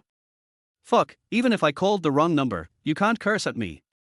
Fang Yuan was never one to suffer a loss, so he cursed back immediately before asking, "Are you Chu Nannan?" "You yes, I am Chu Nannan, who are you?" After hearing Fang Yuan calling out her name, Chu Nannan, whose face turned pale, regained a little bit of her sanity. "Who do you care who I am?" Fang Yuan said angrily, "As long as you are Chu Nannan, it will be fine." Fang Yuan's tough attitude made Chu Nannan impatient again. "Fuck, who are you? What do you want from me? What can I do for you?" Fang Yuan sneered, "I'm here to collect your debt. When will you pay me back the 161.5 yuan you owe me?" "What?" Chu Nannan wondered if she had heard it wrong. This guy turned out to be a debt collector, saying that she owed him 161.5 yuan and she had to pay him back 50 cents. Whose debt collector would not even forget to ask for 50 cents? "Why are you pretending, Chu Nannan? You're not going to default on your debt, are you?" "Bullshit, I never owe anyone any money." Chu Nannan spit fiercely and then asked, "Who are you?" After hearing this, Fang Yuan finally realized that something was wrong. Chu Nannan, who owed him money, was also a young woman with no manners, but when she was most angry, she seemed to just ridicule him as a real man and did not utter any swear words such as, "damn it, bullshit." The mentally retarded young woman who claimed to be Chu Nannan left Fang Yuan a mobile phone number that belonged to the woman opposite. Fang Yuan realized that he had been fooled, so he slowed down his tone and asked unwillingly, "Are you driving a white BMW?" "Get lost, you're giving me money to buy a BMW." Chu Nannan yelled back, "Tell me, who are you? Where are you now?" I really got fooled. After making sure that he had been fooled, Fang Yuan naturally stopped arguing with the shrew on the other side. He simply hung up the phone, looked up at the sky and murmured, "I helped her so much, but just for 161.5 yuan, she set a trap for me. Women nowadays are so shameless." On his way to work, his cell phone rang several times. Every time, it was Chu Nannan who called. Of course Fang Yuan was too disdainful to answer it. He simply ignored it and walked to the outlet whistling. As usual, Fang Yuan, who did not go home at noon, was the first one to arrive. This way I can give Lao Chen a favor and have him drink a cup of green tea to help digest the food. Just as Fang Yuan was making tea as if he were back home, Lao Chen came out from the inner lounge. "Hey, Xiao Fang, I want to tell you something." "What's going on again? Did someone report me again?" Fang Yuan held the teacup and sat down on the sofa slowly. "Look at what you said. How could you be that unlucky? This is what happened. At noon, I received a notice from manager Zhao saying that the headquarters wanted to promote an assistant to the president from the most basic outlet couriers." "Assistant to the president? Oh, does he make a lot of money?" Fang Yuan didn't care either. The internship period is 3 months, with a base salary of 6,000. If you pass the internship period, you will receive 5 insurances and 1 housing fund, plus the benefits of an assistant, and the estimated monthly salary is around 10,000. Wow, it's very tempting. Fang Yuan put down his teacup and said nonchalantly, "But what does this have to do with me?" Self-awareness is Fang Yuan's greatest strength. If Mr. Fang were asked to commit burglary or blow someone over the head with a wine bottle, he would definitely be an expert at it. But if you ask him to be the president's assistant, wow, forget it. That's like asking a sow to climb a tree. He can't even write his own name, so how can he be the president's assistant? Even a fool knows that if you want to be the president's assistant, the academic requirements alone are a chasm that cannot be crossed. Besides, would someone with a bachelor's degree come to work as a hard-working courier? It does matter, it definitely matters. Seeing Fang Yuan's nonchalant look, Lao Chen got a little anxious. Manager Zhao said that the headquarters is selecting assistants from the grassroots this time. It can be regarded as a benefit to show that they value grassroots staff. They don't care about diplomas or anything like that.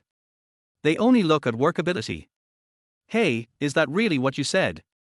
Fang Yuan became interested. "Then tell me, what are the conditions?"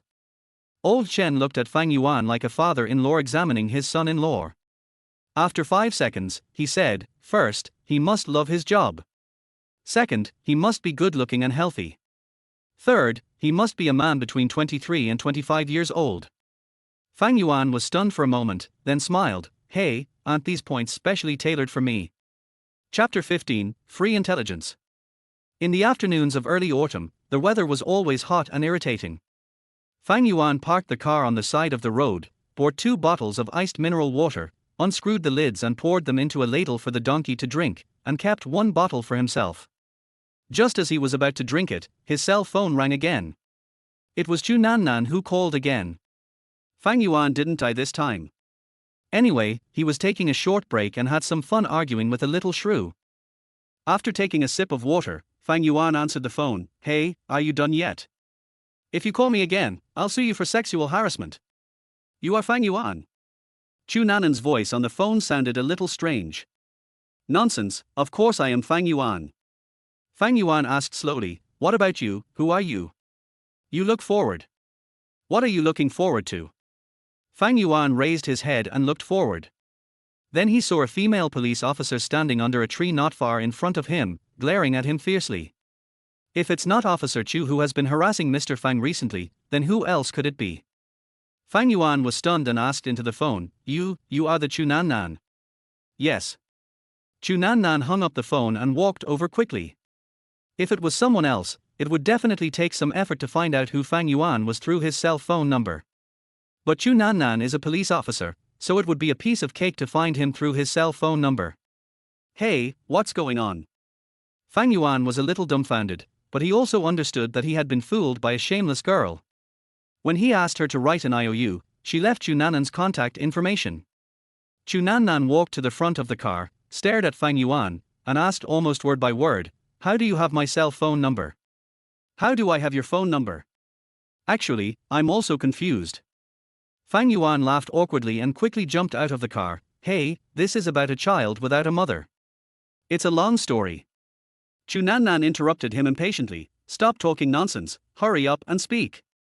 I did a business with someone, and she still owed me money, so she left me an IOU." Fang Yuan, who has always been reluctant to deal with the police, explained the matter clearly in just one sentence. "That person left my name and phone number on the IOU." Chu Nannan paused, then asked, "Who is that person?" "I don't know who she is either." Fang Yuan shrugged, "But I think she must know you. Otherwise, she wouldn't have left your name on the IOU." "Oh, I understand now, that devil girl is so sinister. In order to avoid paying her debts, she actually left me your contact information, Officer Chu. This is clearly an attempt to plot against me. People are really not as they used to be." Fang Yuan grumbled and took out the IOU. "Fortunately, I still have the evidence, otherwise." Chu Nannan snatched the IOU, took a look at it, and suddenly understood. After being blackmailed by someone, Xia Xiaoyun once told her best friend Chu Nannan about the incident, and also told her that if she met someone with the surname Fang in the future, she must deal with him well so that even his parents would not recognize him, because that guy was too abominable. "Officer Chu, who is that person impersonating you?" Seeing Chu Nannan's complicated expression, Fang Yuan bravely asked. "Humph, it doesn't matter who she is. What's important is that when you called me, I happened to be carrying out a very important mission. As a result, because of your call, we failed." Of course Chu Nannan would not tell Fang Yuan that the girl who played tricks on him was her best friend. "Oh, I was wondering why you were so angry at that time." Fang Yuan said apologetically, "I'm sorry, Officer Chu, I didn't mean it. Actually, it's not my fault. If you want to blame someone, you should blame the friend who pretended to be you. Don't call me anymore." Considering that this guy didn't mean it, and Xia Xiaoyun had already thought of a trick to deal with him, Chu Nannan didn't want to take it out on him. She said something vicious and turned away. "Hey, Officer Chu, slow down." Fang Yuan called her. "Anything else?" Chu Nannan turned around. "Hey, it's not a big deal." Fang Yuan said with a playful smile, "Can you just return the IOU to me?" Chu Nannan was so angry that she laughed. Mr. Fang, it's just over 100 yuan, you have the nerve to ask for it. Every grain of rice is the product of hard work." Fang Yuan recited 2 lines of poetry loudly and said seriously, "Officer Chu, you should know that we couriers earn every penny with blood and tears. A civil servant like you certainly won't take more than 100 yuan seriously. It's just enough to buy a pack of sanitary napkins, or even a cup of coffee. But this is my living expenses for a week. How can you just waste it like this?" "Okay, it's just $160, I'll pay you back on her behalf." Chu Nannan sneered, took out his wallet, and thought, "Boy, with your character of valuing money over life, you will be in big trouble. You are not stupid, why don't you know that you should never offend women, especially women like Xiaoyun? It's $161.05.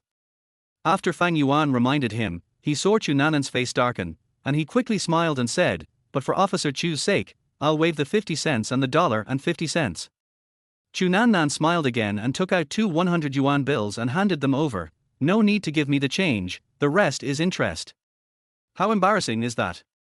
Mr. Fang never knew how to refuse other people's kindness. After taking the banknote, he looked at the watermark on it in the sun. When he found that Chu Nannan's eyes looked like she wanted to kill him, he smiled awkwardly and said, "Well, Officer Chu, don't be angry.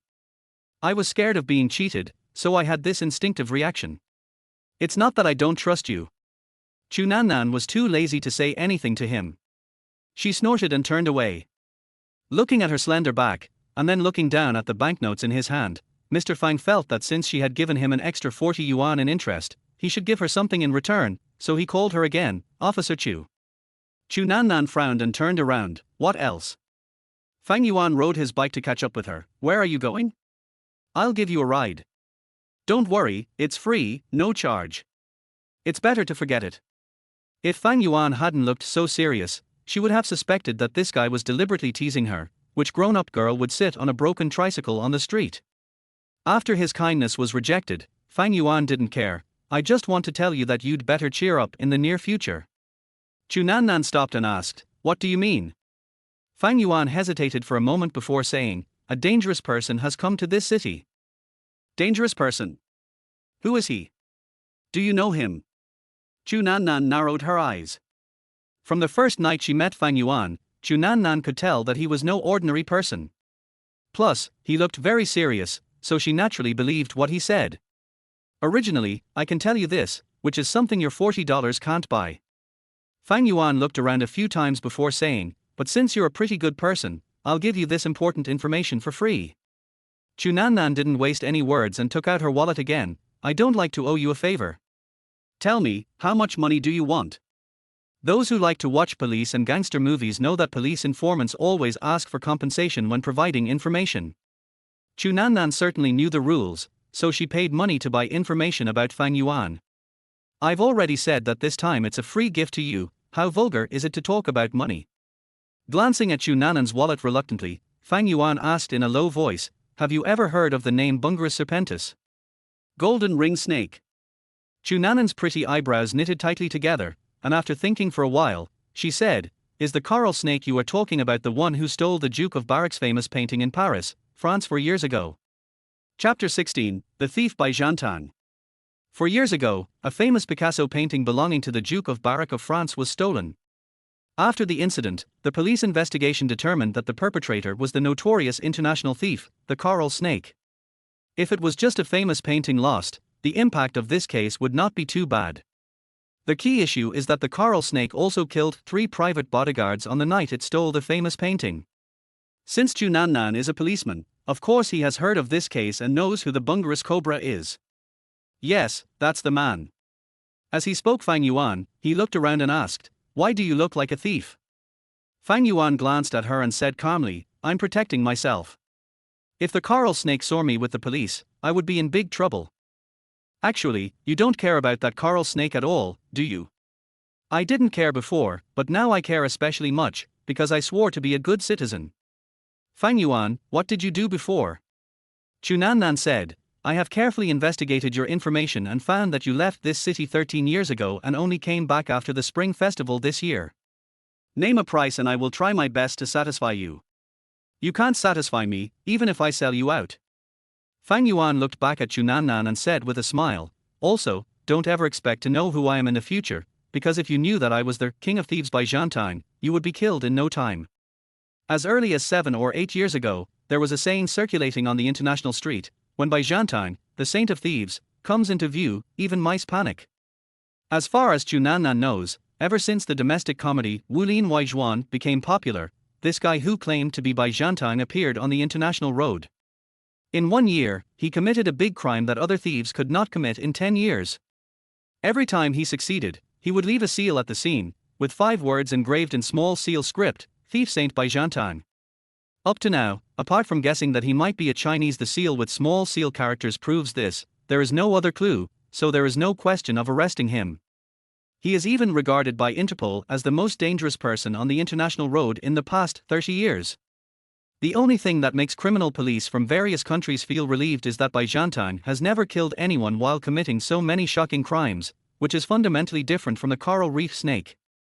In order to find out who the thief king is and even bring him to justice, Interpol has offered a reward that would make Bill Gates jealous. As soon as Hua Hong was released, it immediately attracted great attention from all walks of life in various countries. Not only did the police hope to catch the thief, but even the killers and even mercenaries were looking for his whereabouts. But after so many years, the Thief King still exists like a mystery, showing up from time to time to remind everyone that he is still fine. It was not until last year that he stopped showing up, and he has not appeared since then. Some people say that the thief is preparing to steal the British Queen's crown inlaid with the Mountain of Light gemstone, and is currently scouting London, causing the British police to be in a panic. Some people also said that the thief had died of a disease that was the most despicable syphilis. But no matter what, as long as the body of the thief is not seen, the police of various countries will have to be vigilant about his appearance. The same is true in China. Even a small policeman like Chu Nannan has seen the detailed information about the Thief King, which was actually inferred based on hearsay. This shows how famous the Thief King is. Now, a stinky courier guy actually claimed that he was the thief saint by Zhantang. Chu Nannan had to be crazy to believe him. TSK, if you were by Zhantang, then I would be the Queen of England. Chu Nannan sneered and stopped asking about Fang Yuan's identity. Tell me, how did you know that the coral snake came to this city? Can you keep this a secret from me? Fang Yuan asked. Chu Nannan said, it is my duty to protect the informant. I don't intend to be your informant. Fang Yuan smiled lazily and started talking about business. I've met him.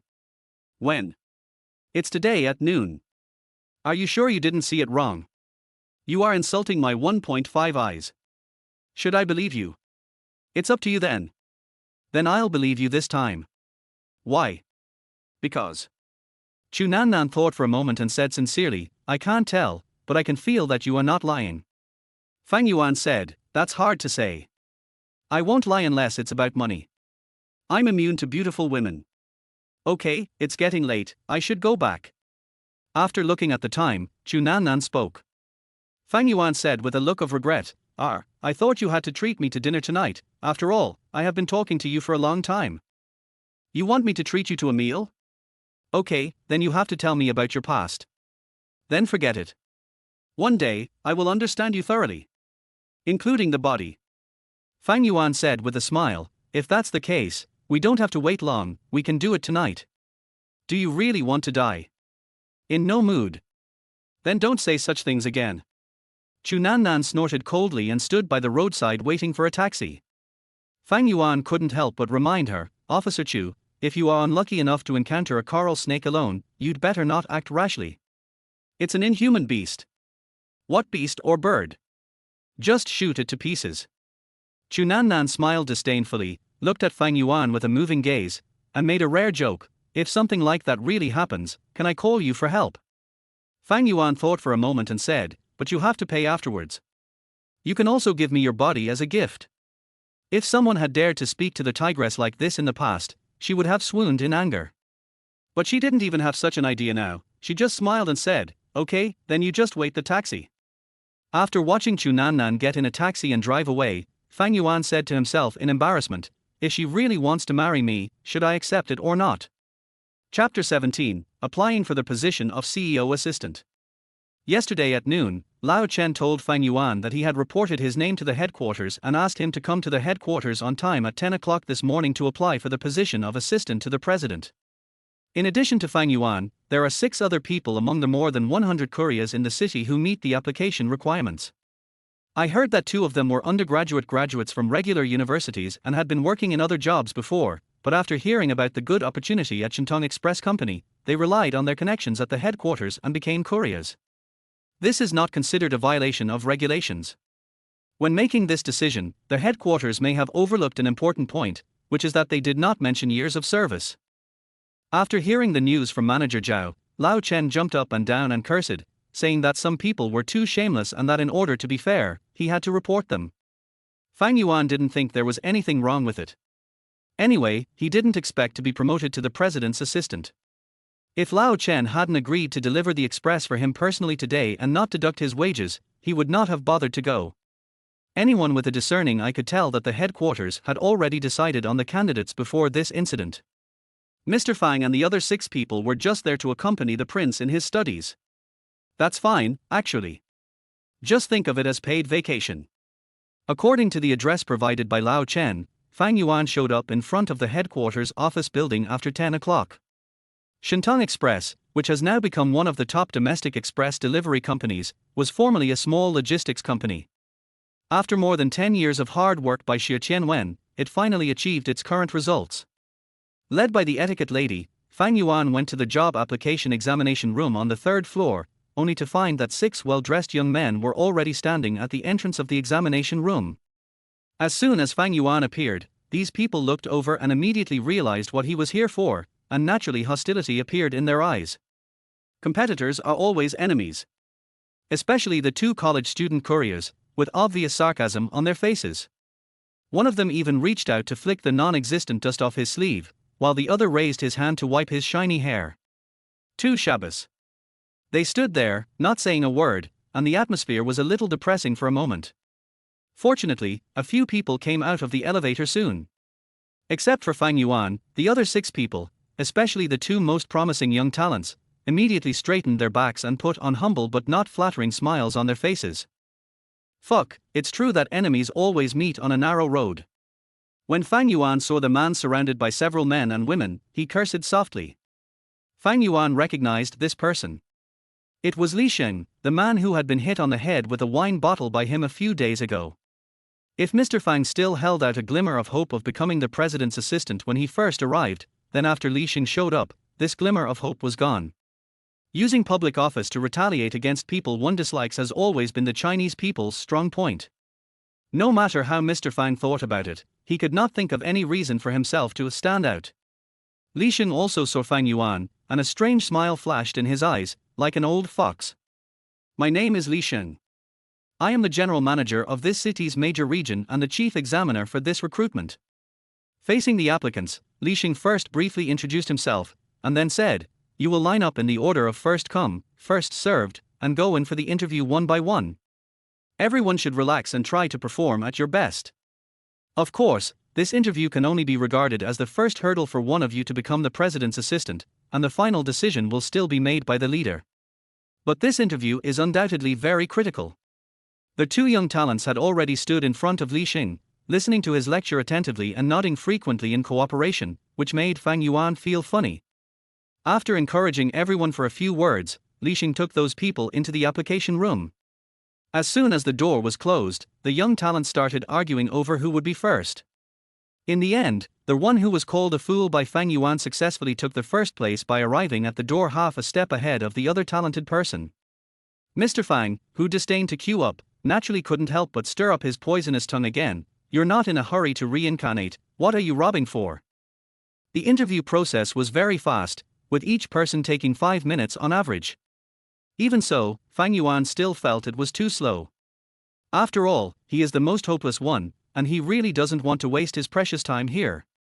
The talented person who entered first came out with a proud smile on his face, looking very confident of winning. It seemed that the examiners were very satisfied with him. The second one did the same. Before leaving, he arrogantly stretched out his right index finger and shook it at the other applicants. The third one, the fourth one, all the applicants were full of confidence after coming out, as if they could come and work as the president's lackeys in the afternoon. Fang Yuan then remembered what Li Sheng had just said: this interview is only the first hurdle, and whether he can succeed or not still depends on the president's decision. In this case, Li Sheng had no reason not to let everyone leave with hope. Fang Yuan was the last one to walk in. In the room, Li Sheng and several others were whispering to each other, and some were writing and drawing on papers. There was a chair in front of them. When Fang Yuan sat on the chair, he felt very awkward. He felt as if he was being interrogated by a police officer, except that he was not handcuffed. Cough. The examiners then stopped talking, and Li Sheng looked up and coughed. Just as he was about to say something, Fang Yuan spoke first. "My name is Fang Yuan, Lu for continent, Ning for tranquility. I'm 25 years old this year, male, from Suijia district of this city, and I've been working at Shinton Express for nearly 7 months. I've always loved my job, it gives me hope for life, a better tomorrow, and I will devote all my energy in the second half of my life to the great express delivery business. I have finished what I want to say. Goodbye, examiners." Fang Yuan stood up and walked out of the room quickly without waiting for the examiners to react. There was also a proud smile on his face. Damn, why didn't I realize that my buddy's public speaking skills are so amazing before? After leaving the headquarters building of Shinton Express, Fang Yuan was preparing to have lunch. As soon as he turned the corner, he saw a group of people gathered in front of him, and heard shouting and cursing. Sometimes Fang Yuan was really puzzled. The donkey was obviously a dog, so why did it like to watch the fun? Without waiting for the eldest brother to say anything, it ran over there first. After cursing it as a bitch, Fang Yuan was afraid that it would scare passers-by, so he quickly followed it. When he approached the crowd, Fang Yuan saw 2 men punching and kicking a person lying on the ground.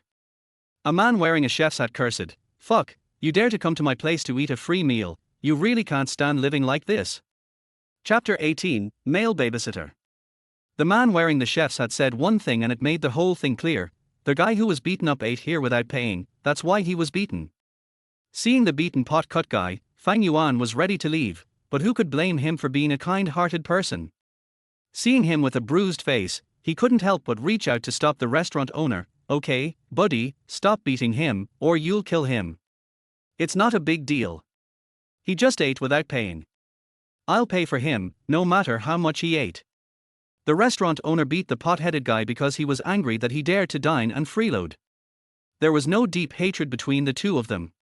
Now that a kind-hearted person has stepped forward to pay for him, he will just go with the flow. 103. When the restaurant owner saw that Mr. Fang had someone to help pay, he stopped beating him. Fang Yuan was stunned. What 130? The restaurant owner laughed and said, this guy ordered a total of 130 yuan worth of food. Although Fang Yuan felt bad, he still took out 2 bills and slapped them into the restaurant owner's hand.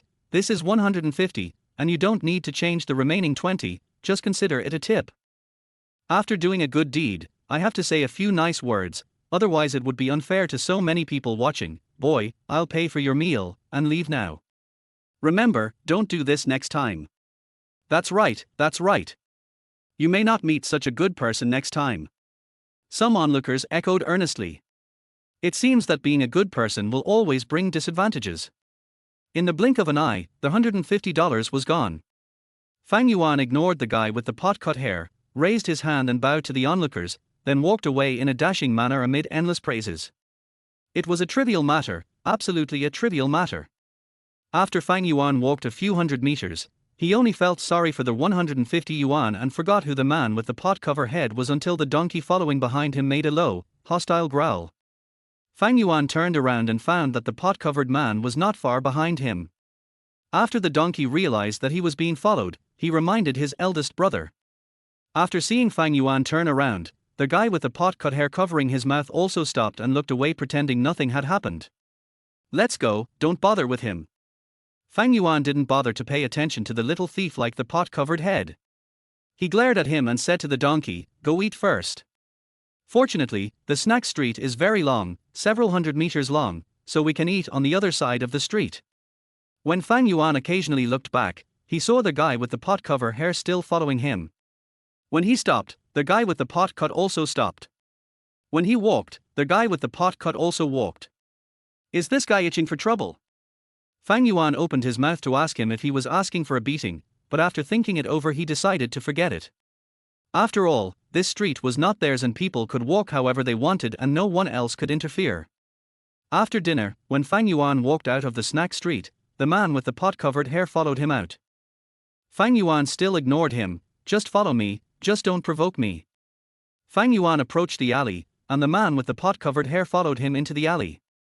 Seeing him turn around, the guy with the pot-cut hair immediately looked away. Boy, you really are haunting me. The man had already come to his doorstep. Fang Yuan felt that he really needed to talk to him, so he put the things in his hand on the ground and asked, what do you mean by always following me? I want to rent a room in your house, is that okay? The pot-covered man raised his hand and wiped the blood from the corner of his mouth. When did I tell you that my house was going to be rented out? Fang Yuan was a little puzzled, but he was thinking in his heart, well, renting a house is a way to make money. Anyway, there are many empty houses at home, and it won't be inconvenient for me and the donkey to live together. The pot-covered man spoke again, but I have no place to live. Fang Yuan was even more puzzled, no place to stay. Just find a hotel or motel. There are plenty of them out there.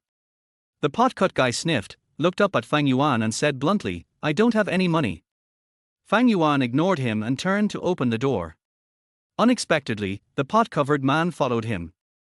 Fang Yuan walked into the gate and warned, don't come in, or I'll let the dog bite you. Home is Fang Yuan's private territory. Anyone who trespasses without his permission deserves to be bitten by the dog. The donkey cooperated with the eldest brother very well and immediately started to bare its teeth at the pot-covered boy, looking very ferocious. What Fang Yuan didn't expect was that the pot-covered guy was not afraid of the donkey. As soon as he squatted down, the donkey ran behind Fang Yuan with its tail between its legs. Then Fang Yuan started barking wildly in anger and shame. Shut up, idiot. I've told you many times that when there are no bricks on the ground, you don't have to be afraid of others squatting. After cursing the donkey, Fang Yuan looked at the pot-covered man and said, "Boy, you can scare my dog, but you can't scare me. I didn't mean to scare you. I know you're a better fighter than me." The pot-covered man said, "I have no intention of stealing your money this time. I just want to rent your house." "Why do you have to rent my house?" "Because I think you're a pretty good person." "Of course my people are good." Fang Yuan snorted coldly and stretched out his right hand. The pot-covered man tilted his chin and asked, "What do you mean?" "Money." Fang Yuan said, "Don't you have to rent my house? Then you have to pay the rent, right?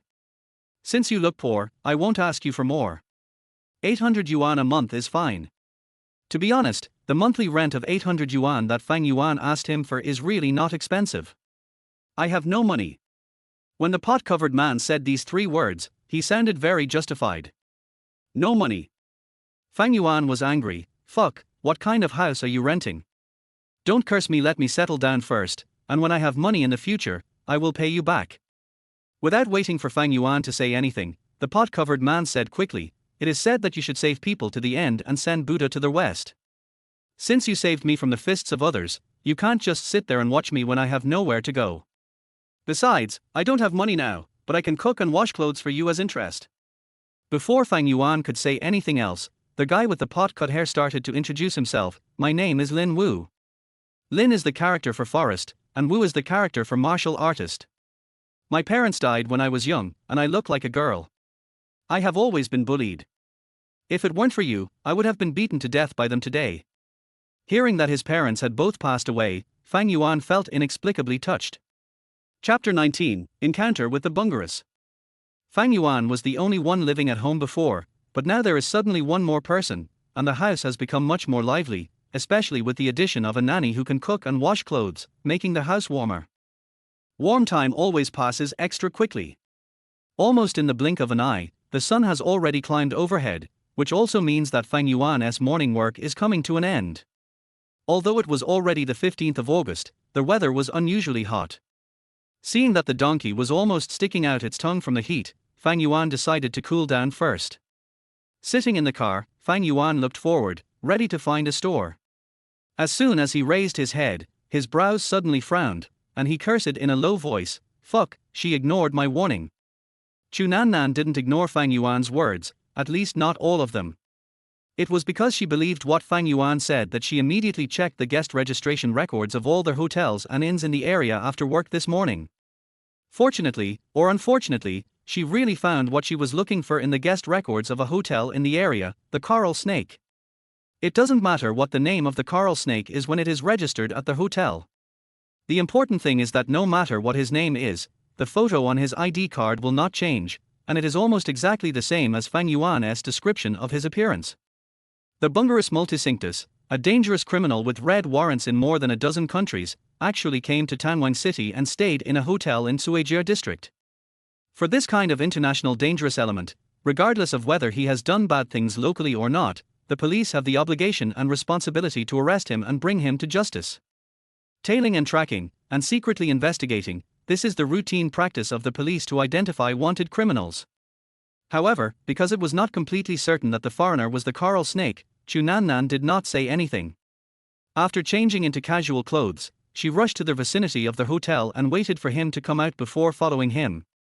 "I followed the Coral Snake for a whole morning. It was just wandering around the city on foot, without taking a taxi. The weather was so hot, and as a girl who was afraid of the sun, Chu Nannan had to cover herself up for fear of being discovered. One could imagine with one's toes how it felt to walk in the sun for a whole morning. Fortunately, just as Chu Nannan was secretly cursing the Coral Snake for not being afraid of the heat, he turned right into a park. Tangwang is not a big city, but the green environment is good. There are many parks in the downtown area that are open to the public free of charge, which greatly facilitates people like Fang Yuan, who never lack places to take a nap. There were almost no people in the park at this time. When the Coral Snake just walked in, it took a few glances and found that apart from a few couples on the lawn in the woods on the right, there was a guy walking his dog right in front of it. Coral snakes are dangerous. Even if Chu Nannan knew and was careful, people still discovered that she was following them a long time ago. The bungarus has made such a big name in the international arena, so its eyesight must be sharp enough. After realizing that it was being followed, it took the opportunity to look back occasionally and recognized that Chu Nannan was a cop at a glance. Chu Nannan, who has received rigorous training in the police academy, has the little habits that the coral snake hates the most in his every move. It seems that the Chinese police have a very keen sense of smell. They discovered me so early. The silver ringed snake sneered in its heart, but he was not afraid and continued to walk forward. When he took his first step into the park, he had already picked out a place. The bamboo forest a few hundred meters ahead was definitely an ideal place to commit the crime. He knew that after seeing him enter the bamboo forest, the plainclothes policewoman would follow him in. The bamboo forest is so dense and the little policewoman is so pretty. If I don't do something that men like most, wouldn't it be a waste of a morning of strolling? The bungarus snake casually bent the 5 fingers of his right hand a few times to make sure that the arrow hidden in the sleeve of his shirt could be fired at any time. Then the cute image of the plainclothes policewoman after being shot by an arrow appeared in front of his eyes. I've never had a taste of a Chinese policewoman in all these years. I didn't expect to have the chance today. The coral snake thought so in its heart and looked back pretending to be nonchalant. He was worried that Chu Nannan would be hesitant and dare not follow. Yes, the little policewoman who didn't know that one foot had already stepped into the gates of hell also walked into the park. When the coral snake smiled knowingly, someone suddenly touched its right shoulder. As he stumbled, he heard someone cursing, "Fuck, you damn foreigner, don't you use your eyes when you walk?" The coral snake saw that it was the guy walking towards it. He was wearing big sunglasses and there was a dog following not far behind him. The dog might have seen that the snake had bumped into its owner and was baring its teeth at the snake. "Soa Rui, Dark Priest Soa Rui." The coral snake quickly apologized with a smile, and extended its hand in a gentlemanly manner, asking the uncultured young Chinese man to leave first. "What kind of mines are you sweeping in the park, damn foreigner?" The young man might not understand what the coral snake was saying, but he could tell something from its kind smile, so he decided not to get angry anymore and just cursed and left. "You are lucky, if this happened somewhere else, humph." The coral snake sneered in his heart, and when he raised his hand to wipe the dirty white shirt, he saw that guy suddenly laughed and walked towards the policewoman. "Wow, it's true that we meet everywhere in life. Isn't this Officer Chu? I didn't expect to meet you here. Oh my, it's been half a year since we last saw each other, and you've become much more beautiful. What, are you here to have a tryst with your boyfriend?" When the coral snake was hit, Chu Nannan saw Fang Yuan. To be precise, Chu Nannan recognized Fang Yuan wearing sunglasses at a glance because she saw the donkey first. Officer Chu was tracking a coral reef snake at the moment, so in order not to attract his attention, it was of course not convenient for her to greet Fang Yuan. So after seeing the donkey, she quickly turned around and looked elsewhere. Unexpectedly, Fang Yuan greeted her from a distance and directly told her that she was a police officer. Chu Nannan was so angry that her teeth itched. She glared at him and was about to curse him, but Fang Yuan hugged her shoulders and pushed her back as if they were very close. He kept talking nonsense. "Officer Chu, I don't think your boyfriend is that good. Would you like to consider me? Fang Yuan, do you want to die?" Chu Nannan struggled and cursed in a low voice, "Get out of here, I'm on a mission." "What a bullshit mission. If I hadn't happened to run into you, you'd be damn dead. Look at what this is." Fang Yuan sneered and raised his right hand. In his right hand, there was an exquisitely made sleeve arrow, and 3 crossbow arrows were ready to fire. The arrow tips were blue, and it was obvious that they were poisoned. After seeing the crossbow in Fang Yuan's hand, Chu Nannan's face suddenly changed. She said nothing more and walked out of the park with her arms around her shoulders like a puppet. When she was arresting the suspect in the 523 major case, she dared to jump out of the window and slide down the tree, acting like those super police officers in police and gangster movies. But she was not fighting alone at that time when there are many people around her. She always has enough courage to do things that she dare not do normally. But today, she was alone. No matter how powerful Chu Nannan is, she is just a girl in her 20s. In the eyes of the old hand, bungarus, she is no longer a police officer, but at most a delicious dish. Only then did she realize that although she thought the tracking was very successful and covert, in fact someone had discovered her long ago and deliberately led her to this deserted place in preparation for an ambush on her.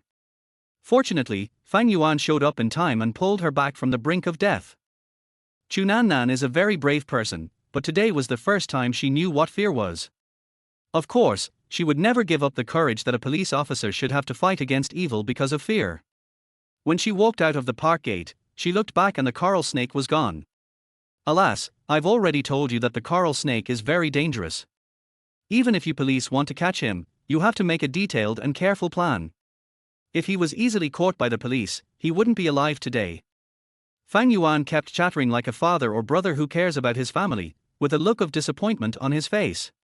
The hand that was around the other person's shoulder had already slid to Chu Nan's slender waist, and a look of enjoyment appeared in his eyes. I'm telling you, don't be so reckless in the future. Don't you know oops? Just as Mr. Fang's hand naturally slid onto Chu Nan's buttocks, the back of his hand felt as painful as if stung by a scorpion. But he was pinched hard by Chu Nan. Fang Yuan jumped aside, looking confused. Officer Chu, what do you mean? What do you mean? Humph, don't think that I don't know that you are taking advantage of my concern to deliberately take advantage of me.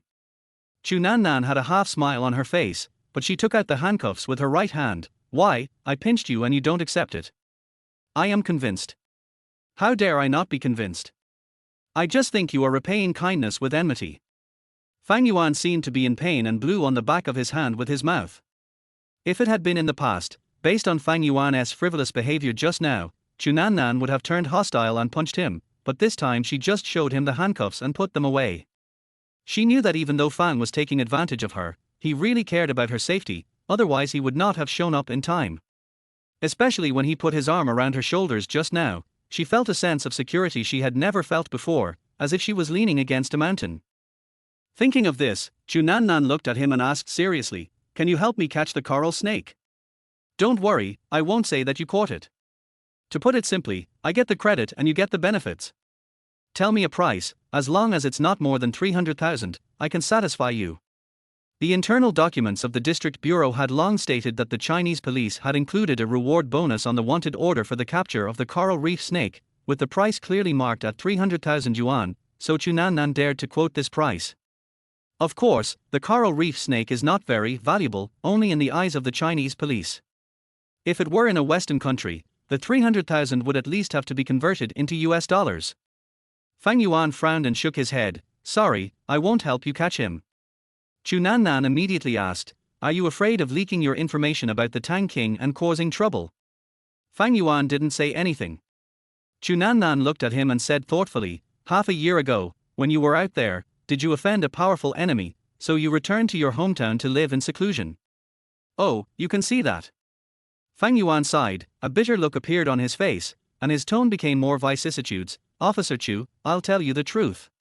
4 years ago, I offended a very powerful person. He hunted me for more than 3 years. During that time, I went through life and death, and went through many twists and turns. I finally got rid of him. Now you want me to help you, har har. I dare say that as soon as the coral snake dies, more people from the international road will come to Tangwang. At that time, I can only wander around the world again." "Who is that person?" Chu Nan asked with eyes wide open. Fang Yuan shook his head. "The Buddha said, it cannot be explained, it cannot be explained." Chu Nan tilted her head and looked at him, then thought for a moment before saying, "You can hide in the dark and help me, just like today." Fang Yuan shook his head again. "No." Chu Nan frowned, a little impatient. "This won't work, that won't work either. What should we do?" "Whatever you say." "Well, I really have to go back. Oh, by the way, you have to be careful next time. Don't go out alone. I think the coral snake will target you." Fang Yuan smiled faintly and got on his bike to leave. Chu Nan suddenly said, "Wait a minute."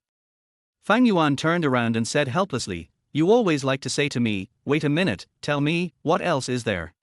Chu Nan caught up and asked seriously, "Does what you said to me before still count?" "What?" "If I'm in danger, I'll call you for help and you'll take care of me." "Calculate." After Fang Yuan uttered the word lightly, he turned and walked out the door, but sighed in his heart. He could tell from Chu Nan's question that this girl had not given up on the coral reef snake, and he regretted saying this to her at that time. This was just causing trouble for himself. Of course, he can go back on his word. After all, they are not in the same profession and they don't see each other every day.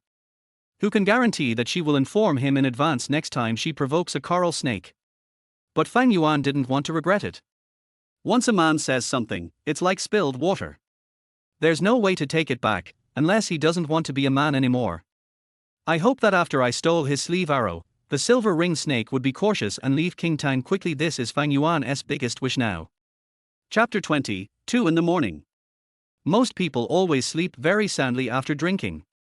But some people, like Fang Yuan, become particularly alert after drinking. This is because they know very well that many bad things will always happen after drinking. So when the screen of his broken cell phone lit up, he grabbed it in his hand. Chu Nannan didn't drink. So she did not fall asleep quickly like most drunk people who lay down on the kang.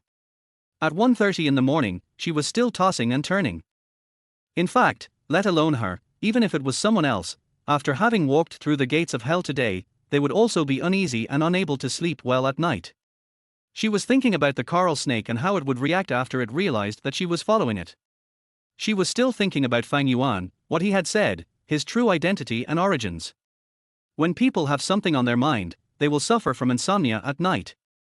It was not until after 2 in the morning that Chu Nannan fell into a drowsy sleep. But she had just slept for less than 10 minutes when she was awakened by the sound of a light being turned on.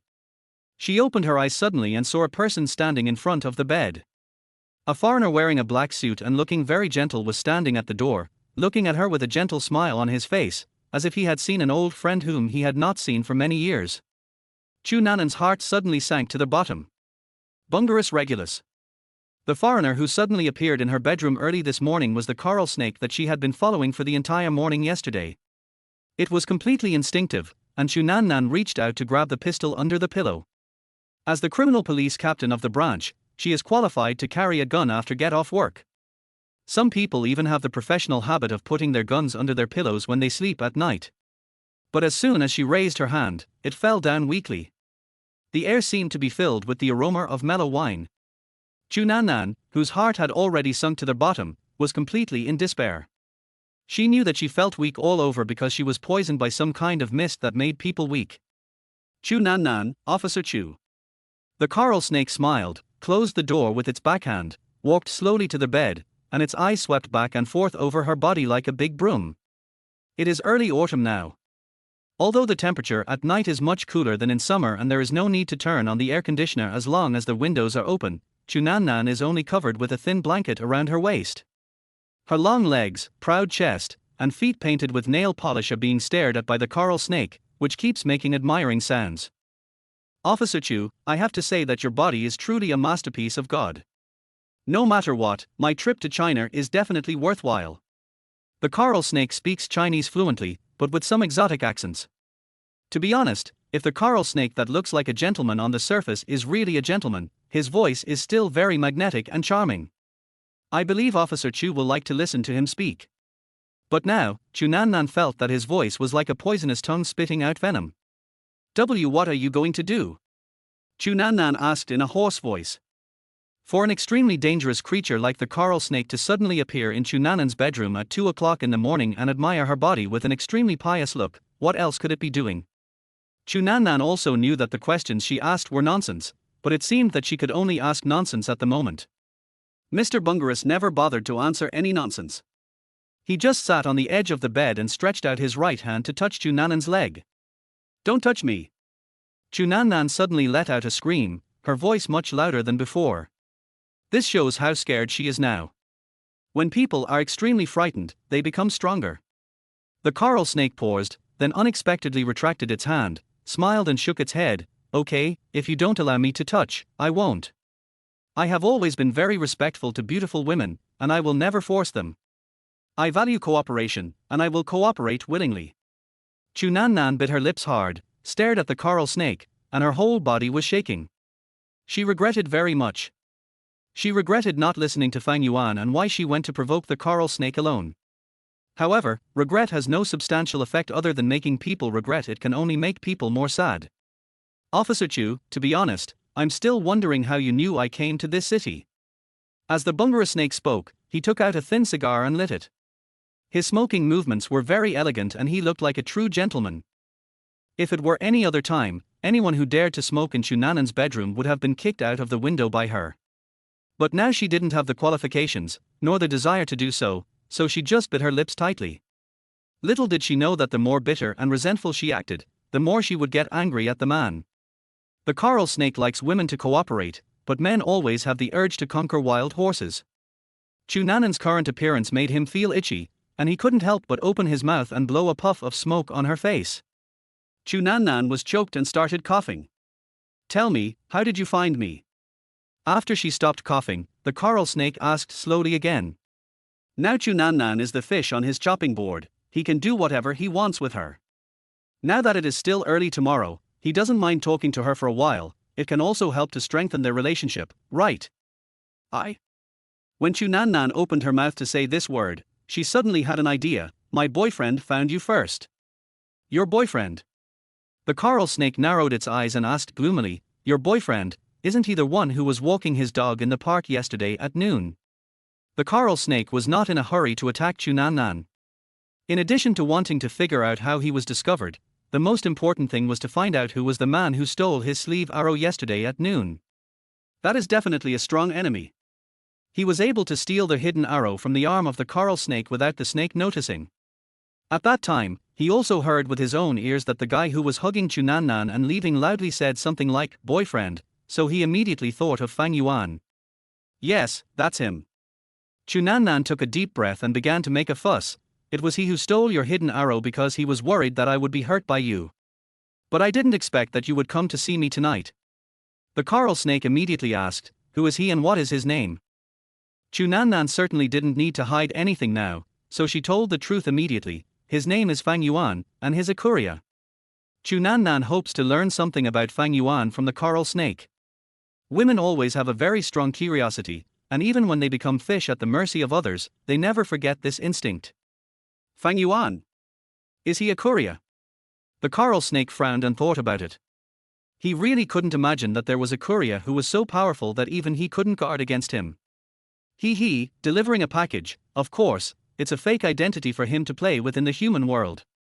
Chunanan's eyes flickered, and she gritted her teeth and said, "Actually, if you knew who he was, you would be scared to the point of peeing your pants." Har, har, har. The coral snake laughed. "I really want to pee in my pants." You should have heard of the name of the thief saint by Jantan, right? The thief saint.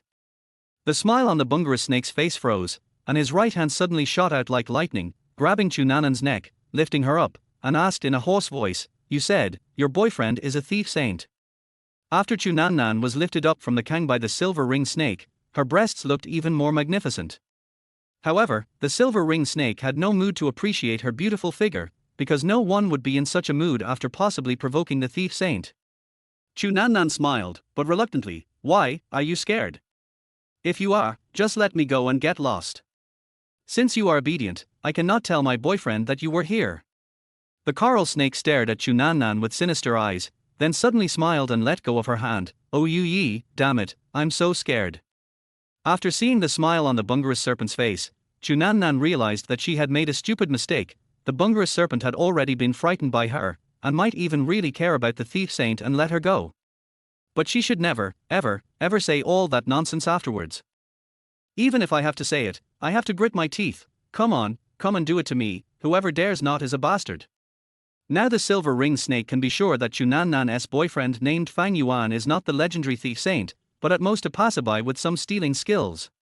But no matter who Fang Yuan is, and whether Chunanan is telling the truth or not, the coral snake will not let that guy go. Anyone who can recognize itself is definitely a dangerous person. And tonight is the best time to get rid of him. Just when Chunanan was feeling extremely regretful, the bungaroo snake picked up her phone on the bedside table and threw it to him. "Call him and ask him to come to your place." Chunanan was stunned and asked subconsciously, "Why?" The coral snake did not answer, but just sighed, thinking that the saying, "big breasts, no brains," was so true. "I was really stupid. He asked me to call Fang Yuan, of course, to prevent any future troubles." Chunanan cursed herself in her heart but was ecstatic at the same time. She had to use a lot of effort to force herself not to laugh out loud. "I don't care who Fang Yuan is, I have to call him over, even if we die together, then I won't be lonely on the road to the underworld." Although Chunanan felt weak all over, she still had the strength to make a phone call, and she quickly started dialing Fang Yuan. When she started to press the dial button, she was extremely nervous. "Boy, don't turn off the phone, or I'll be dead." My aunt was lucky. Fang Yuan's phone was not turned off, so she answered the call quickly. A sleepy voice sounded, "Hello, Shang." Before Fang Yuan could even say the words, "Officer Chu Nannan said first, "Husband, please come to my house." "Oh, don't ask me anything. I miss you, isn't that enough? Hurry up, you have to get here within half an hour. Otherwise, you will bear the consequences yourself." Chapter 21. Give me a reason not to kill you. Although Chu Nannan seems to be big-breasted and brainless, she is not really stupid. She knew very well that if something fishy happened while she was on the phone, she would never have any chance again. But she knew even more that if Fang Yuan couldn't tell what had happened to her from her somewhat coquettish tone, then that guy could just die.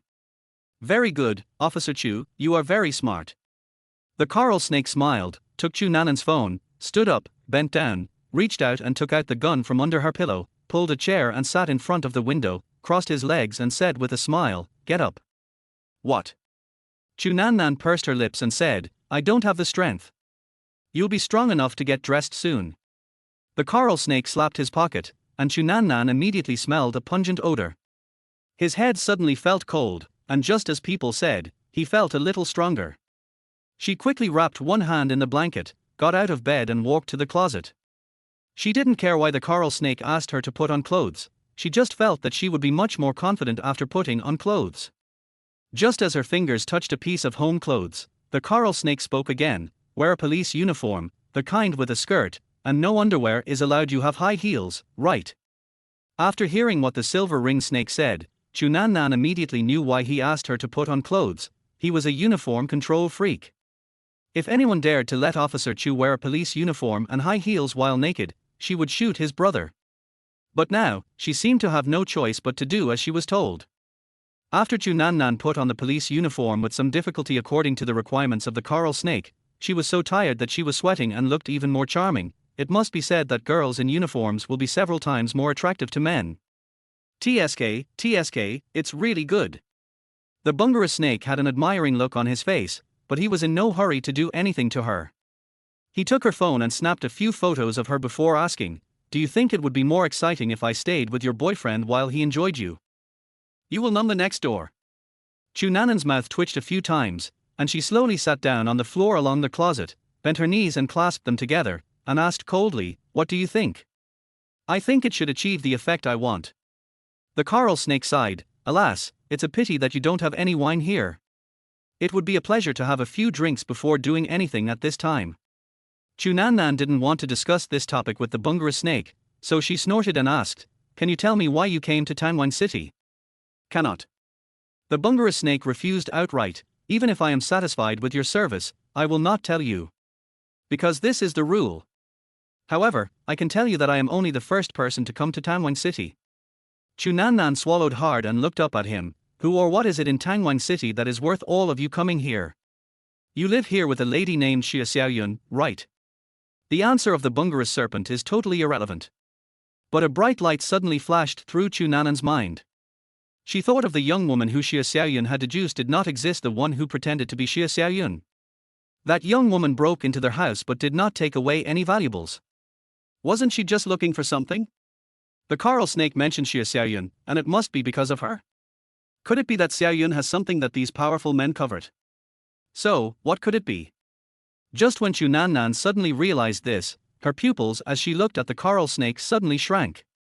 The silver ring snake sitting in front of the window immediately realized something and turned around quickly, but before he could see clearly what it was, his neck tightened and the whole person flew out of the window like a released kite. For some reason, when a rope was strangled around its neck and it was flying out of the window like a kite, the coral snake thought of the lyrics of a song. By the way, Mr. Bungaroo really likes Chinese culture, otherwise he wouldn't be able to speak Chinese so fluently. It's just a pity that no matter how much he likes Chinese culture, he can't stop himself from being grabbed by the neck and thrown heavily into the green belt below the window. It seemed as if all the bones in his body were broken.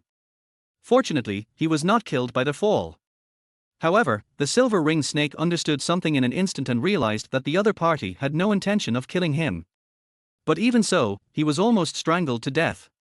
After falling to the ground, he didn't care about the pain all over his body. Some hateful branches pierced into his body, and he quickly reached out to untie the noose around his neck. But as soon as his hand touched the noose, he felt his hair tighten and he was dragged deep into the green belt. The residential complex where Chunanan lives has a large green area. In front of each apartment building, there is a large green space filled with beautiful flowers and trees. If the coral snake wants to avoid being strangled, it can only hold the noose tightly with both hands and kick the ground with its feet in vain. It has no room for resistance at all, just like a snake that has been strangled in the vitals. Unexpectedly, the man let him go when he dragged him to the deepest part of the green area. But then, the man stepped on his neck, making it impossible for him to see who the other person was. He could only hear someone asking in a deep voice in English, "Why did you come to Tangwang?" I. The coral snake opened its mouth like a dead fish and said with difficulty, "I can't say." The voice said again, "You want to die? Death, even if it's death, you can't tell anyone about it. This is the rule, and also because, if you tell anyone about it, you'll be living a life worse than death." The coral snake spoke with a croaking sound. He thought that the man would continue to interrogate him using every method he could think of. What he didn't expect was that the man took his foot away and said coldly, "Forget it, just leave now. Don't ever come to China again, or you won't be so lucky next time." The coral snake froze for a moment, untied the noose around its neck, and stood up with difficulty, holding on to the flowers and trees. You won't kill me." The light here was dim and I could only see a vague black shadow standing not far away. "I told you, you're lucky this time." The shadow's voice sounded like a mechanical one, cold and without a trace of emotion. The coral snake finally believed that the other party had no intention of killing him. But he still asked unwillingly, "Who are you?" The black shadow didn't say anything, but the coral snake felt the temperature around it was dropping. After stretching its neck, the snake said, "But I can't just leave like this." The shadow seemed to laugh. "What do you want?" "Nothing." The coral snake lowered its head and said, "If I leave like this, I won't live long." The shadow said softly, "Why, you don't do this for money." "No." "Who asked you to come?" "I can't say." The bungarist shook his head, his tone filled with sadness. "In fact, from the moment I came to King Tang, I knew that unless I completed the mission, I would die in the end." The shadow was unmoved and turned away. "Whether you live or die has nothing to do with me, but don't die here," etc. The coral snake called out to the black shadow.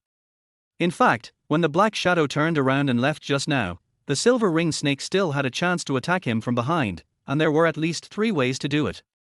But he did not move, because he knew very well that if he did so, he would only bring humiliation upon himself.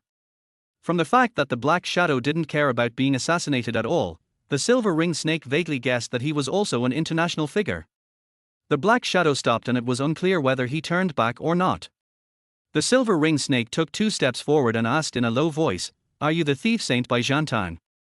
"Har har, a second-rate person like you, how could you meet the thief saint?" Sombra didn't mind at all how hurtful his words were. The silver ring snake did not feel embarrassed, but there was obvious disappointment in its tone. It murmured, "If you are the thief saint, we still have some hope." "You are right, what qualifications do we have to see him?" "What do you mean by that?" The shadow couldn't help but ask. The coral snake lost interest in talking. It shook its head and walked out of the green belt in a daze. The black shadow stood in the darkness, looking at him with cold eyes. Next, the coral snake made an unexpected move. He picked up Chunanan's police gun from the road. He dropped the gun here when he flew out of the 3rd-floor window just now, raised it to his head, and pulled the trigger. With a muffled thud, a fresh smell of blood quickly spread. The coral snake slowly knelt down on the ground and stayed there.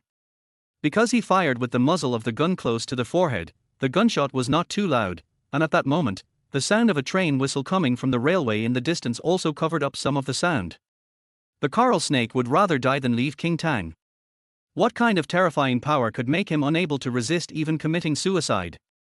The shadow looked up at the night sky. Chapter 22 Chunanan's First Kiss. The night sky was grey and nothing could be seen. The light suddenly spilled out from the bedroom after Fang Yuan kicked open Chunanan's bedroom door. Chunanan was staring at the window, trying hard to recall the scene she had just seen. Just now, she was horrified to see the curtains being lifted and a dark shadow suddenly emerged. The black shadow must have been wearing black stockings on its head, so its appearance could not be seen clearly, and Chunanan did not have time to see it clearly, because it disappeared in a flash, like a ghost.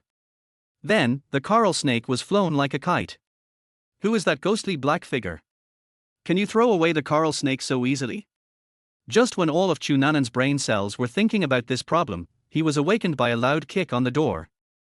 She was so frightened that she instinctively screamed and fell to the ground. Then she saw a man rushing in.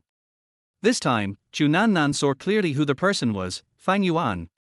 Fang Yuan was wearing only a pair of shorts, one foot in a slipper, the other foot bare, holding a gun in his hand. After rushing in, he swung his arms and legs like a police officer and shouted loudly, "Don't move, I'm a police officer." No one. Fang Yuan was stunned for a moment, then he saw Chunanan slumped in front of the wardrobe. He opened his mouth to say something, but was stunned again, with a wolf-like light in his eyes. "Fang Yuan, you're finally here." Chunanan was ecstatic, but then she realized something was wrong. She looked down and screamed, "Close your eyes and get out.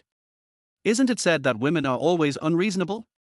Just a moment ago, under the threat of the coral reef snake, Officer Chu still followed the instructions and put on his police uniform naked. Even a blind person could see her most precious body when she was putting on clothes. At that time, she was not unwilling at all. Now what? Fang Yuan, who ran to save her with sweat all over his forehead, stared at the place she accidentally exposed just now when Officer Chu collapsed on the ground out of fear. Her legs were apart. She looked at it 1, 2, 3, 4 times, as if she had suffered a great humiliation and wished she could gouge out her eyeballs. Fang Yuan was speechless at the woman's strange behavior, so he could only close his eyes and ran out of the bedroom. "He saw me naked, he saw me naked." After hurriedly putting on her clothes, Chunanan rushed out of the bedroom like a whirlwind with a red face, pounced in front of Fang Yuan, and slapped him without saying a word. Fang Yuan raised his hand, grabbed her wrist, and shouted angrily, "Officer Chu, can you please have some conscience?" "I'm not talking about conscience, go to hell." Chunanan seemed to have lost her mind, cursing and struggling, and suddenly threw herself on Fang Yuan's shoulder and bit him. Fang Yuan did not dodge this time. "It's not that it doesn't hurt. If anyone doesn't feel pain, find a woman and bite her shoulder hard. I guarantee it will be more painful than a donkey's bite." Fang Yuan did not dodge because he saw that Chunanan's spirit was close to collapse. If he did not give her a way to vent, it would probably cause quite serious consequences. Although Chunanan graduated from a legitimate police academy and has received rigorous training both physically and mentally, the gangsters on the street usually regard her as a tigress. With the help of her colleagues, she dares to fight the wanted criminals head-on, and behaves better than a super police officer. In fact, she was, after all, a girl who grew up in a prosperous city. The criminals she had seen since childhood, no matter how sophisticated their methods were not even 1/10 as powerful as the coral snake. For a criminal of the level of the Bungarus serpent, the vicious temperament she displays is not something that ordinary people can endure. In particular, Chunanan saw with her own eyes a strange man in black appear outside the window. Before she could see clearly what was happening, the silver ring snake flew out. Chunanan didn't have the mood to think about whether the coral snake was killed by the fall. She just felt like a child who was almost scared to death in the dark night and saw his parents. He just wanted to throw himself into their arms and tremble and cry when he saw Fang Yuan appear. The kind-hearted Mr. Fang would of course not refuse, and had no choice but to lend her his shoulder to chew on. As long as she didn't slap him in the face, the man was still very generous. Chunanan tasted the slightly sweet taste of the blood and slowly came to her senses. "Why don't you hide?" Chunanan looked at Fang Yuan, narrowed her eyes slightly, and asked in a hoarse voice. "I really want to hide away, but you are clinging to me like an octopus with 8 legs. How can I hide away?" Fang Yuan said somewhat aggrievedly. Chunanan then realized that not only was she hugging Fang Yuan's neck with both hands, but her long legs were also wrapped around his waist, like a koala, and couldn't be pulled down. She quickly jumped down, a charming blush suddenly appeared on her pale face, her long eyelashes drooped, and she gently placed her right hand on the wound on Fang Yuan's shoulder and asked in a low voice, "Does it hurt?" "Ouch, ouch, it hurts so much, it hurts so much." Fang Yuan then acted as if he knew he had been bitten hard. He jumped up as if his tail had been stepped on, breathing out cold air, hopping around in circles and screaming loudly. The screams were melodious, very much like the sound made by a man and a woman. Fortunately, Chu Nanan's room had good sound insulation, otherwise the neighbors would have been woken up. Chu Nanan just stared at Fang Yuan stupidly, and suddenly burst out laughing. That smile was as beautiful as a wintersweet flower suddenly blooming on the snow in the cold winter, so gorgeous that it was beyond description. Fang Yuan has traveled a lot over the years and has definitely seen many beautiful women. Just as he said, he has become immune to beautiful women. But when Chu Nanan's smile blossomed like a flower, he couldn't help but be stunned. He didn't know what was going on, but he walked over, hugged her slender waist, and bent down to kiss her lips. Instinct. Mr. Fang's behavior is absolutely out of a man's instinct to love beauty. It comes from the heart and cannot be controlled. Chu Nanan instinctively dodged, but God knows what happened, she didn't hide. Instead, she closed her eyes silently, allowing Fang Yuan's tongue to pry open her teeth and stir them together. When it comes to kissing skills, she can definitely compare with Fang Yuan's shamelessness, but Chu Nanan's kissing skills are so clumsy that her whole body is even shaking like she has the hiccups. It's obvious at a glance that she has never kissed anyone before. This was Chu Nanan's first kiss. It was inexplicably taken away by Fang Yuan. Chapter 23. Just for fun. A girl who knows how to kiss will never feel suffocated, because she has completely forgotten that she can breathe through her nose when her mouth is blocked by someone. Just like Chu Nanan, she felt she was about to suffocate before she suddenly came to her senses and pushed Fang Yuan away. Fang Yuan sat down on the sofa, raised his hand to wipe his mouth, and whispered, "It stinks." Chu Nanan, whose face was flushed red, immediately woke up from her confusion after hearing Fang Yuan say these two words. She then pounced on him like a female leopard and lay on him fiercely. She didn't care about his loud screams and punched him without thinking, screaming, "Asshole, give me back my first kiss, give me back my first kiss." Well, Mr. Fang has always believed in the principle of borrowing and returning, and it will not be difficult to borrow again. Since Officer Chu asked for her first kiss, then just give it to her. At worst, she can just kiss him again. Then, Chu Nanan could no longer curse, and her waving fists turned into hugging, and the two of them rolled off the sofa and fell to the ground like entangled snakes. When love is deep, if a man doesn't do something, it seems that he is not a man. When Chu Nanan woke up from her second blissful days, the buttons of her shirt had been unbuttoned. No, no. Chu Nanan pushed Fang Yuan away again, climbed up and hurriedly buttoned his clothes on his back, saying in a trembling voice, We can't do this, we can't do this." Compared to the coral snake that likes women to cooperate, Fang Yuan cares more about the girl's attitude towards such things and will never force anyone. Since Chu Nanan said no, then let's not come. In fact, he also knew that if he hugged Chu Nanan from behind and used a little brute force, this seemingly tough tigress would completely collapse and let him do whatever he wanted. Chu Nanan at this time was no longer the usual Chu Nanan. She was very fragile. Although she needed others' comfort now, once he had that kind of relationship with her, she would regret it to death afterwards. More importantly, it seemed that Mr. Fang had no intention of marrying her at all. They had only known each other for a short time, and a relationship without any emotional foundation was the most unreliable. So since Chu Nanan refused, Fang Yuan just went with the flow, got up, walked to the refrigerator, took out a bottle of cold drink, leaned against it and started drinking. As for the wound on the shoulder, who hasn't been bitten by a puppy's little fangs? No big deal. It was unknown how long it took for Chu Nanan's heartbeat to return to normal. After rubbing her face with both hands for a few times, she suddenly turned around. Before she could even see Fang Yuan's appearance, she said in a stern voice, "You must forget about what happened tonight. Don't worry, if you don't tell me and I don't tell you, no one will know."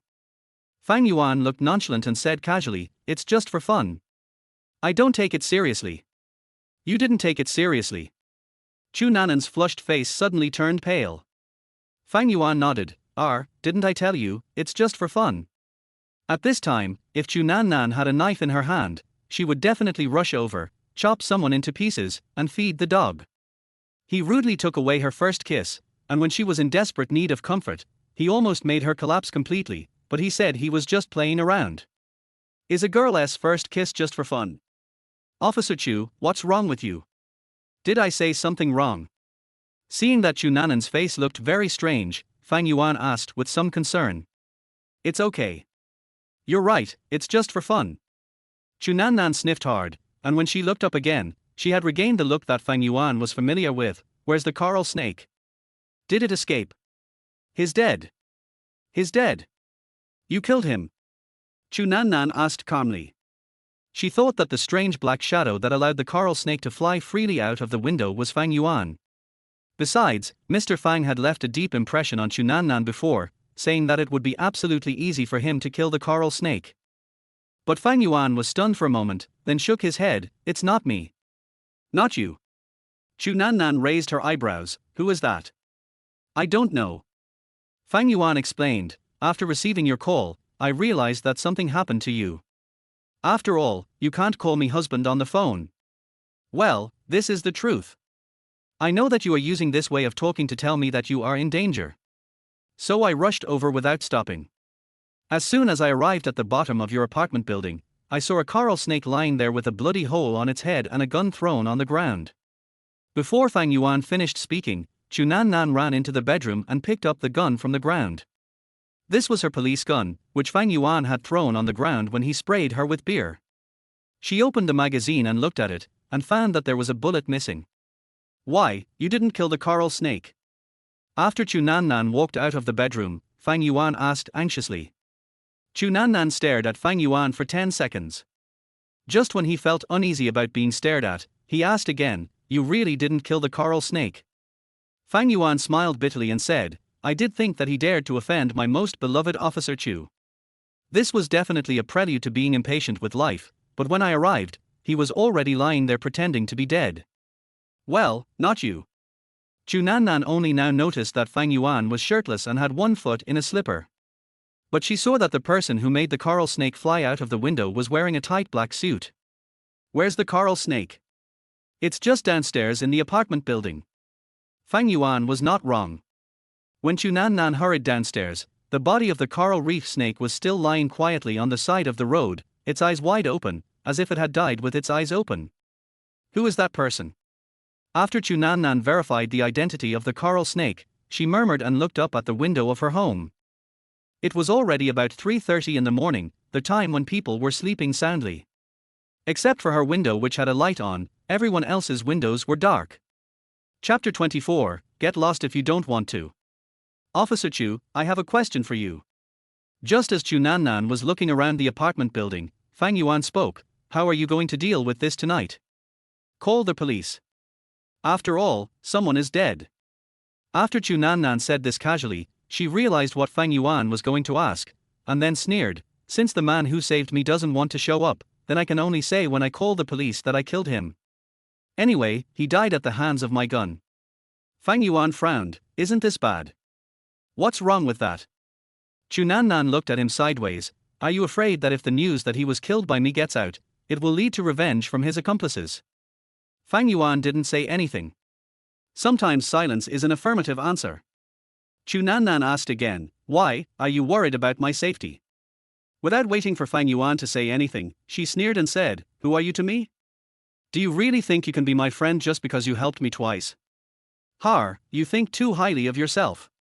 Well. Fang Yuan sighed inwardly. He could see that Chu Nannan said these words just to spite him and to avenge him for playing with her first kiss. Although this girl was a bit domineering and had the same problem as most girls, she was definitely not as heartless as the current one. Generally speaking, only girls who are emotionally stimulated will behave like this. But Fang Yuan really couldn't imagine what kind of feelings there were between him and Chu Nannan, as they had known each other for too short a time.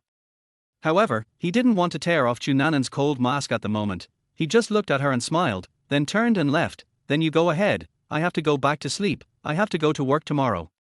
Chu Nannan didn't say anything, but just watched him walk away quickly barefoot. After turning an intersection, his back disappeared. After staring in that direction for a long time, she raised her head and looked at the night sky. I don't know what's going on, the stars are so blurry tonight, I can't see them clearly at all. When the sun came out as the Mid-Autumn Festival approached, Lin Wu had already prepared breakfast. Today he will follow Fang Yuan to deliver express, familiarize himself with the workflow, routes, etc. Delivering express is also a job Fang Yuan found for him. Morning. At 6:30, Fang Yuan walked out of the main room on time, stood in front of the door and stretched lazily. The donkey was wriggling between his legs, and its tail was shaking as if it was about to break. Morning, breakfast is ready. Lin Wu went into the kitchen, fed the donkey half a basin of porridge, and then soaked 2 steamed buns in it. After being scolded by Fang Yuan, Lin Wu realized that the donkey had a transcendent status in this family. When Fang Yuan finished washing up, Lin Wu had already prepared porridge for him and placed it on the stone table. "You cleaned up very neatly today. You look like someone who is going to get something done." Fang Yuan glanced at Lin Wu and nodded with satisfaction. Lin Wu lowered his eyelids and said, "I would like to be a full-time nanny at home, but someone has to agree. Your ideals are too great. My small temple cannot accommodate you." Fang Yuan grabbed a steamed bun, took a bite and nodded. "Well, I didn't expect your skill in making pastries is really good. It's chewy and much more delicious than those steamed buns sold on the street." Lin Wu seemed unwilling to talk about this topic anymore. He smiled and changed the subject. "Did you go out in the middle of the night?" Fang Yuan paused while chewing the steamed bun. "Why, you weren't asleep at that time." "Asleep?" Lin Wu glanced at the donkey and said, "But I was awakened by the donkey's braying again. It was scratching the door with its claws, wanting to get out. I saw that your bedroom door was also open, so I knew you were gone." Fang Yuan nodded and said vaguely, "Well, I had something urgent to do, so I went out for a while." Lin Wu was smart enough not to ask Fang Yuan what he was doing in the middle of the night. He just looked at the donkey and said, "Now I know why you are so nice to it, because I can see how anxious it is. When it saw me coming out, it held my trouser leg in its mouth and dragged it towards the door. It wanted me to open the door for it and go out to find you." After Fang Yuan suddenly ran out in the middle of the night, Lin Wu didn't know what happened, but he knew that he didn't take the donkey with him, which proved that it was inconvenient to carry it, so no matter how anxious the donkey was, he didn't open the door. Just as the donkey was becoming more and more uneasy, with the corners of its mouth curled up and its fangs bared at Lin Wu, trying to use force to force him to open the door, it suddenly became quiet. "I was still very surprised at the time, but then I heard footsteps." Lin Wu took a sip of porridge and said, "I just realized that the donkey heard the footsteps of going home before me. It's really good. In fact, the donkey is better than many people. At least it will never betray me." When Fang Yuan said this, the corner of his mouth twitched violently, but soon returned to normal. Lin Wu noticed Fang Yuan's reaction, but didn't ask any more questions. When Lin Wu finished washing the pots and dishes and walked out of the gate, Fang Yuan was already sitting in the carriage with the donkey, smoking. He threw a key to him and said, "Take the key to the gate and don't lose it."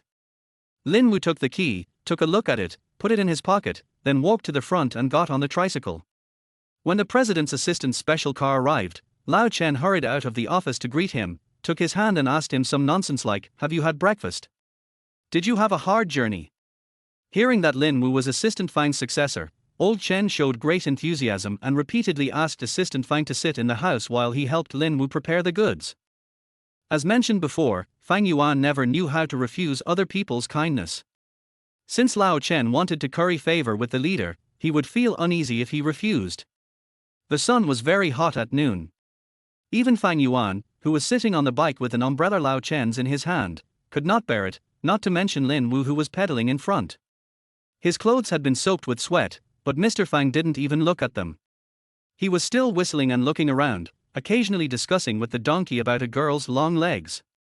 If it were someone else, they would probably admire Lin Wu's perseverance, but in Fang Yuan's eyes, he had many shortcomings. He would either make a mistake in delivering the package to the customer, or fail to find the customer's address when picking up the package. But this guy never reminded him a second time and just let Lin Wu be scolded by the bad-tempered customer. He was watching the fun from the sidelines, looking very relaxed and contented. What's even more infuriating is that after working hard outside all day, Lin Wu still has to go home at night to cook and serve him and the donkey. He is completely treated like a slave. This went on for 3 or 4 days in a row. During these days, Lin Wu didn't say a word to Fang Yuan.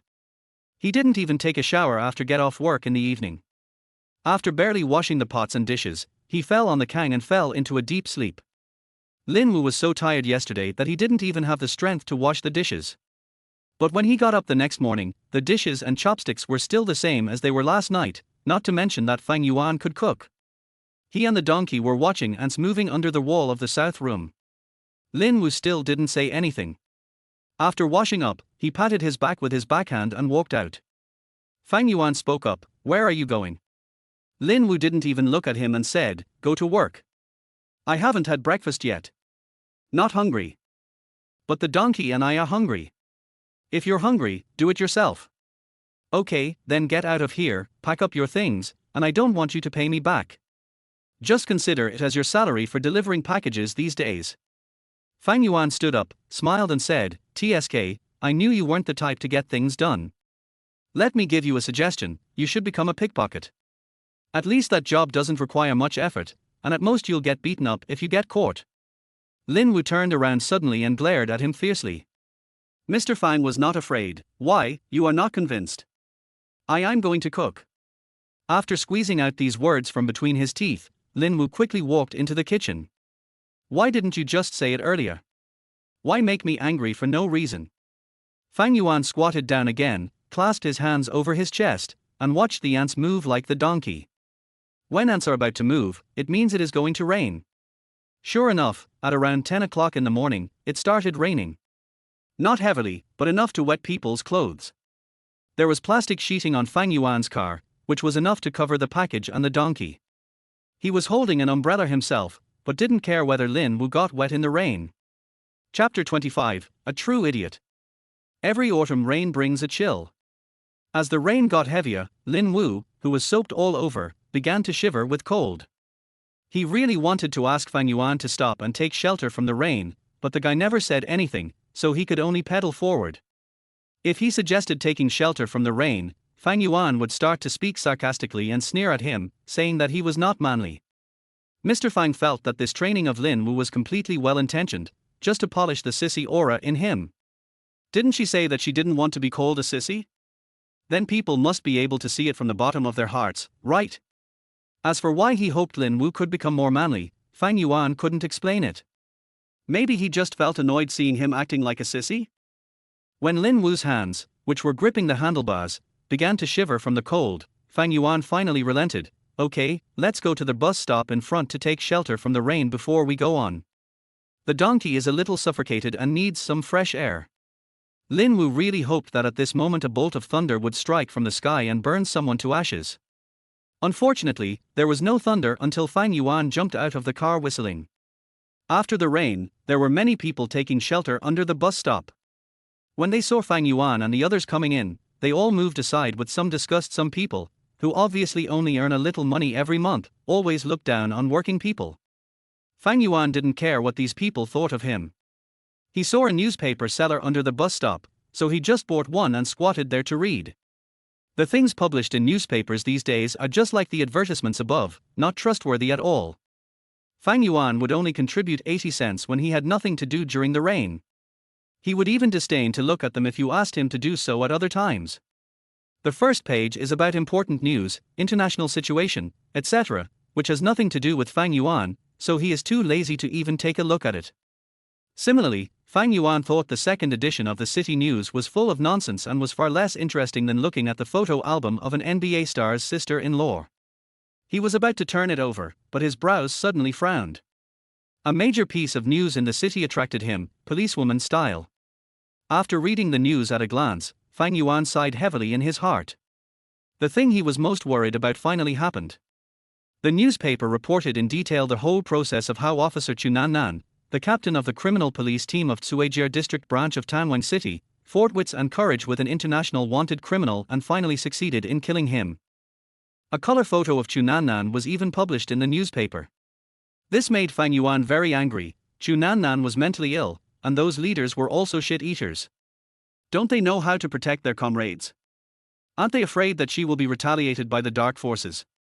However, after calming down a little, Fang Yuan guessed that this might be Chu Nannan's own request. Why did she do that? Fang Yuan couldn't think of any other reason except being angry that someone had messed with her first kiss. She is taking revenge on Fang Yuan. This is also the main reason why Mr. Fang is angry. "I am not your boyfriend, nor your father. I just kissed you. Why do you take your own life safety to retaliate against me? Idiot, a real idiot."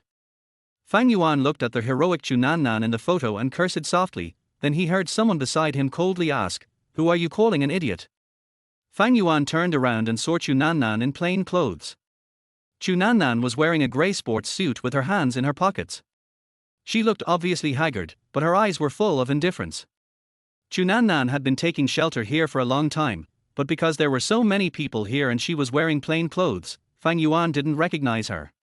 Fang Yuan frowned and said, "You know who I'm scolding." "Scold me?" "Yes." "Why do you scold me?" Without waiting for Fang Yuan to say anything, Chu Nan asked loudly, "Who are you to me? You know I can sue you for defamation at any time." With a bang, Fang Yuan threw the newspaper at her face, interrupting her words.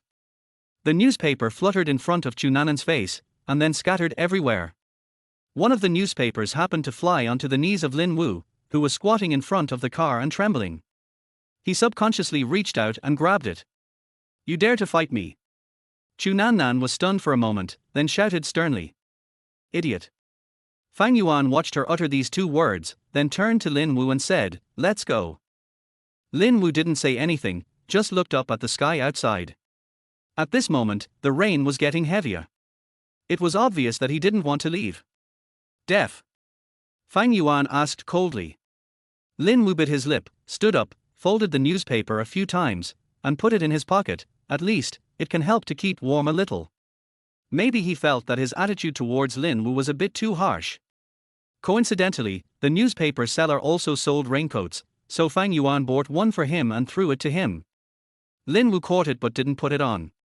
He just hung it on the handlebars and got on the bike. Fang Yuan walked over and hugged him tightly. This time he did not get on the car. Instead, he followed the car with the donkey, and rushed into the rain and fog amid many gazes that said, "Look, these two are so stupid." Chu Nan, who was hit in the face by the newspaper, stood under the bus stop, quietly watching them leave, not caring what others thought of her. The rain stopped at noon. After the sun came out, it became even hotter. Because tomorrow is Monday, a good day for Assistant Fang to report to the headquarters, Lao Chen bought a few side dishes and brought them back to the office. This time he didn't call anyone else, just the two of them and the donkey. As for Lin Wu, he could just go out to eat since he still had money. Old Chen found that Assistant Fang was not very interested today, so he naturally didn't ask anything. He just picked up the news in the newspaper to talk. "Assistant Fang, I just found out today that there is such a beautiful policewoman in our Cuejia district. She is not only beautiful, but also very capable. The newspaper said that she actually shot and killed an international criminal. TSK, he's just an idiot, what's there to admire about him?" Fang Yuan sneered and interrupted Lao Chen, "Let's not talk about this. It's only natural for the police to shoot bad guys. It has nothing to do with ordinary people like us. You won't get any bonuses anyway. Let's talk about other news. I think it's better to talk about someone's lost dog than these." Chapter 26, Learn to Live Like a Good Citizen. "Hey, that's what Assistant Fang said." Old Chen laughed a few times, raised the bottle and took a sip, then said, "Speaking of someone's dog being lost in the newspaper, I haven't seen it, but there is a missing person notice in today's newspaper." Fang Yuan pinched a peanut and put it into his mouth, saying nonchalantly, "There are missing persons notices published in newspapers almost every day. What's so strange about that? In the past, the protagonists of missing persons notices, except for those poor children who were trafficked, were basically mentally ill people." Lao Chen said, "Today's story is different. The protagonist is a beauty in her 20s, the only daughter of a billionaire in the south. She ran away from home because of a conflict with her father. Did you know? It says above that anyone who can provide information about the beauty's whereabouts will be given a bonus of 2 million once it is confirmed." Old Chen stretched out 2 fingers and waved them in front of Fang Yuan's eyes. "TSK, 2 million, and it's just a clue. As for whoever can keep the beauty and inform the rich man, after the father and daughter recognize each other, he will be given a bonus of 10 million. Damn, I have been watching at the door all morning today, hoping to see that millionaire." This time Fang Yuan was interested. "Oh, is that true? Hurry up and show me the newspaper. Maybe I'm the winner of the 10 million yuan prize. With Assistant Fang's good luck, it will almost go as he wishes. Hey, where's the newspaper? It's the one next door. Could it be that Big Zhang took it again? That guy is so stingy that he doesn't even want to buy a newspaper and always takes it from me." Old Chen was looking for a newspaper while cursing. Big Guy Zhang is a colleague of Fang Yuan and is well known in the number 3 branch for his good way of living. "Okay, if you can't find it, forget it. I don't care about the 10 million anyway. Fang Yuan raised his hand to cover his mouth, yawned and said, Old Chen, can I borrow your kang for a while today? Use it. Lao Chen said generously, do you want to borrow my wife?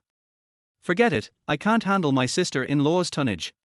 Fang Yuan stood up and pointed outside the door, and the donkey obediently ran to the backyard to find a place to sleep.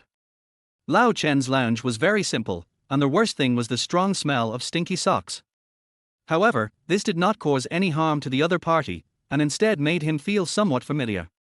Ever since Lin Wu moved into his house, he no longer had the chance to fall asleep tasting this sweet smell, so he slept particularly deeply this time, and when he opened his eyes, it was already sunset. Outside, we could hear Lao Chen registering express parcels to be sent out. Assistant Fang, are you awake?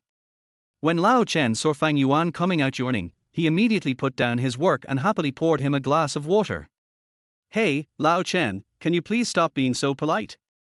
You're making me feel like a guest, which makes me feel very uncomfortable. Fang Yuan took the cup of water handed to him by Lao Chen with a clear conscience, took a sip and asked, has my heir returned? Mr. Fang's successor is naturally Lin Wu. No, I was wondering. It's almost dark now. I would have returned a long time ago. Lao Chen shook his head and asked, do you have his phone number? Without glancing at the colorful clouds in the west, Fang Yuan said, I'll go look for him. Lao Chen picked up the key from the table, okay, then you can ride my bike. Mr. Chen rides an electric bike to and from get off work. Fang Yuan took the key, greeted the donkey wandering in the backyard, and walked out of the house. This time period is the time for pickup, so Fang Yuan doesn't know where Lin Wu will go. However, the area he is responsible for is so small that if we look along the highway, there is still hope that we can find it.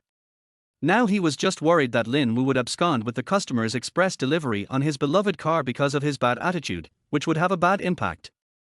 Woof, woof. The donkey serving as an infantryman suddenly barked a few times and ran forward at a faster pace when the cavalry brother turned an intersection. Fang Yuan looked forward and saw his tricycle and some other people at a glance. He could also hear faint shouting and cursing.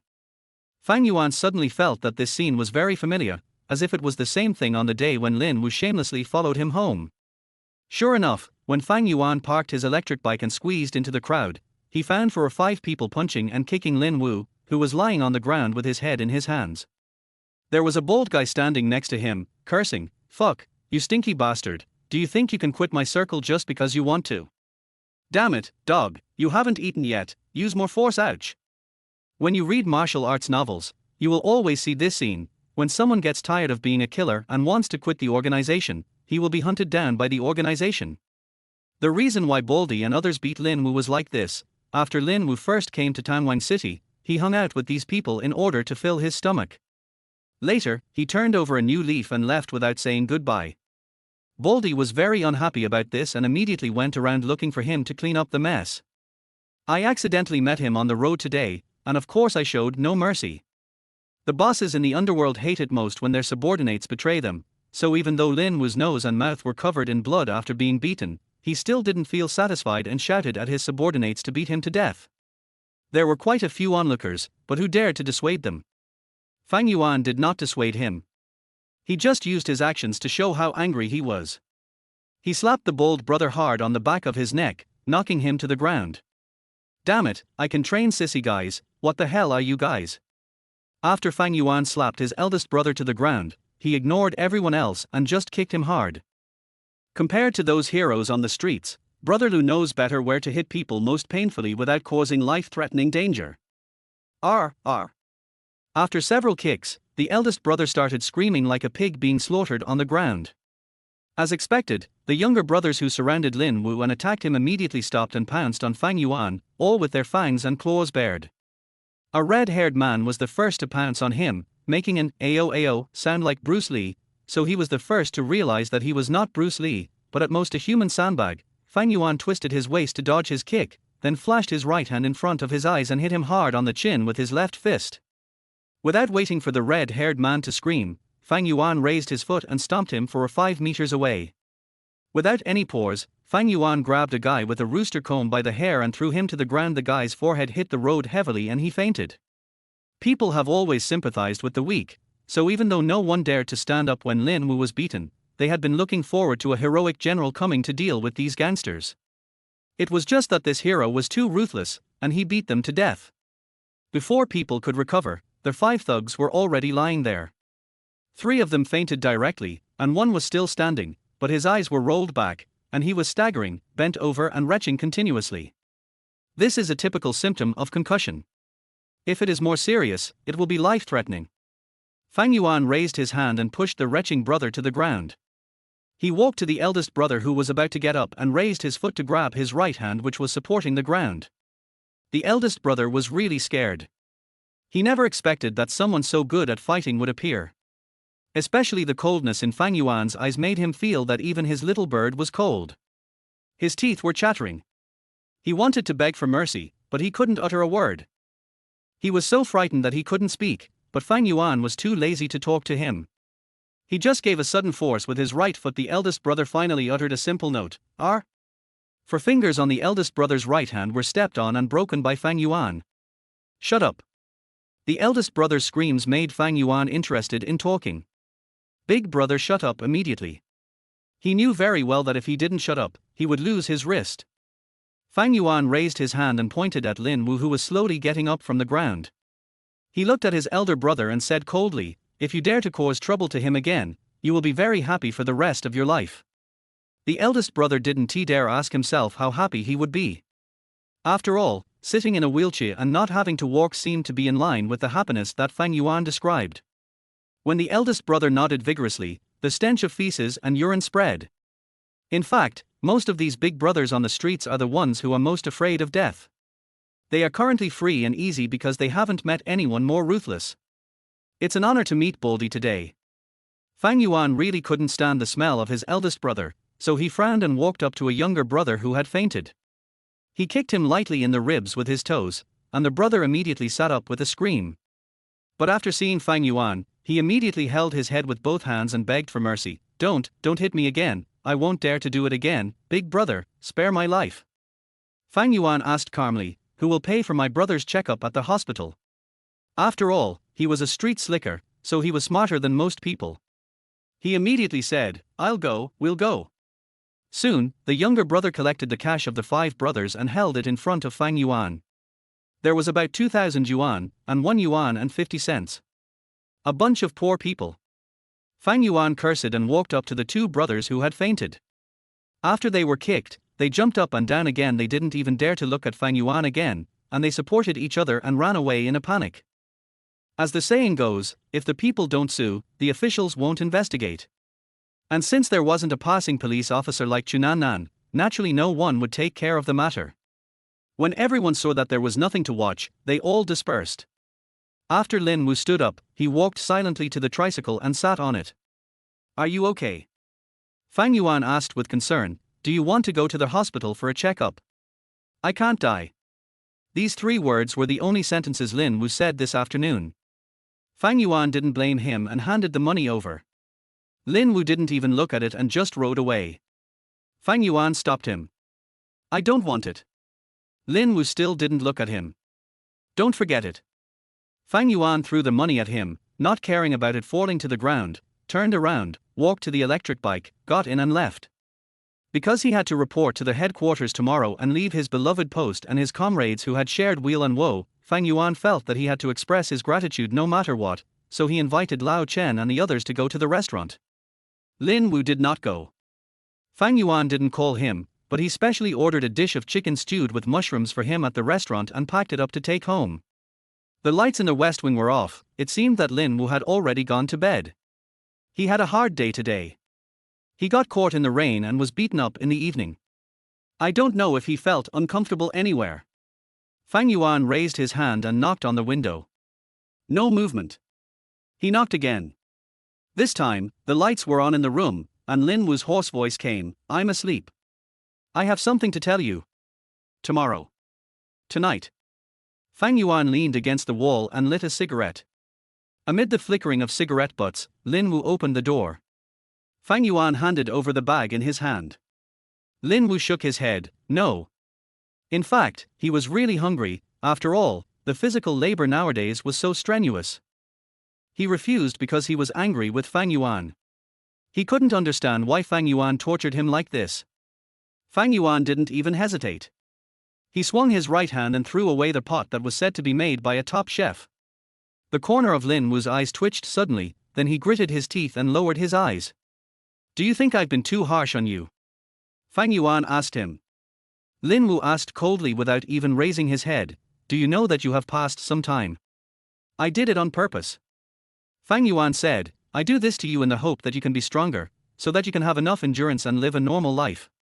Let me tell you this, if you really want to turn over a new leaf and walk the right path, you have to adapt to being exploited by this society and seek ways to survive as a good citizen. Forget it, you won't understand even if I tell you these great principles." Fang Yuan threw away the cigarette butt, turned and walked towards the main room. Lin Wu shouted, "Wait. What's wrong?" Fang Yuan turned around and looked at him. Lin Wu walked out of the house, turned his back to the light and looked at Fang Yuan. He suddenly smiled, his neat teeth shining. "Brother, I feel a little hungry. Can I cook a bowl of fried eggs tonight?" "No." Fang Yuan refused outright. Lin Wu, who was trying hard to make himself happy, had the smile on his face frozen at the sound of the word Fang Yuan. But Fang Yuan immediately snapped his fingers, "Because you have to eat all this, but it cost me 80 yuan. "What?" When Lin Wu was stunned, he saw the donkey walking towards the door from the darkness, wagging its tail, with a plastic bag in its mouth. It was the chicken stewed with mushrooms that Fang Yuan had just thrown out. The biggest characteristic of the donkey, besides being able to show off, is that he can especially understand the two lines of poetry that the eldest brother often recites, who knows that the food on the plate is the result of hard work. He would never let big brother waste any food that cost more than 3 cents, and would always grab it in his mouth as soon as possible. Lin Wu laughed again, this time from the bottom of his heart. He squatted down and took the intact bag from the donkey's mouth. He patted its head and whispered, come into the house with me and eat together. By the way, I'll tell you a secret." Chapter 27. Who is Vice President Xia? As soon as Fang Yuan's phone rang in the morning, the donkey jumped off the sofa, ran quickly to the bed, and used his tongue to wash his brother's face. Outside, Lin Wu was cleaning the yard. Although there were still some bruises on his face, he couldn't stop the sincere smile from the heart. "Assistant Fang, good morning. I hope one day you can call me Mr. Lu. I'm just a little assistant, look how flattered you are." Lin Wu curled his lips. Fang Yuan also curled his lips. "Wow, it seems like you have done this before." Lin Wu did not continue the topic and asked, "Can I discuss something with you?" "If it's a loan, forget it. I have money. You gave me more than 2,000 last night." Lin Wu made a depressed expression and looked at the donkey. "I want the donkey to follow me in the future, okay?" Fang Yuan was stunned. "What, let the donkey follow you from now on?" Donkey is his brother, and they have been inseparable over the years. Fang Yuan has never thought that one day he would abandon his brother. So after he understood, he immediately shook his head. "No, you'd better borrow money from me. I will never let the donkey follow anyone. He is my..." Lin Wu interrupted Fang Yuan. "I know that the donkey is your brother. But you understand, I just let it follow me, and you will still be with it when you go home at night. Also, have you ever thought about it? You are going to work as an assistant at the headquarters today, will you take it with you to the office?" "Why not?" After Fang Yuan said this, he realized that it was inappropriate to bring the donkey into the headquarters building. At the same time, he also understood that Lin Wu made this request for his own good. Lin Wu picked up a fried cake, lowered his eyes and said, "I asked you this mainly because I want someone to accompany me to deliver packages. If I encounter any bad guys who want to bully me again, it can help me, right? This way, you don't have to bring it to work and cause dissatisfaction. It can be said to kill 2 birds with 1 stone." When Lin Wu compared the donkey to a human being, he spoke very naturally. It seems that he really regards donkey as his brother Fang Yuan. Fang Yuan was silent for a moment, then he slowly said, "You are not allowed to bully it." Lin Wu asked back, "Do I dare?" "That's true. You don't dare." "Not only do I not dare to do that, I have to treat it like a master, or else its big brother will cause trouble for me.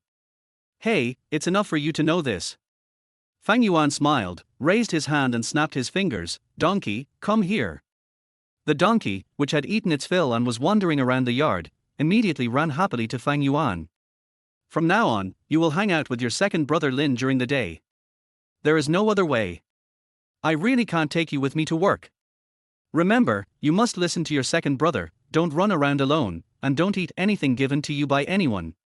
Looking at Fang Yuan, who was pulling the donkey's ear and carefully instructing him on something, a strange look appeared in Brother Lin's eyes. A man who treats a dog as his brother, no matter how bad he is, can't be much worse. The donkey can't speak, but it can understand what the eldest brother says. Otherwise, there wouldn't be such a gloomy look in its blue eyes. But after Fang Yuan finished his instructions, he still ran to Lin Wu and rubbed his head on his legs a few times, as if to say, "Second brother, I will hang out with you during the day from now on. Give you a ride."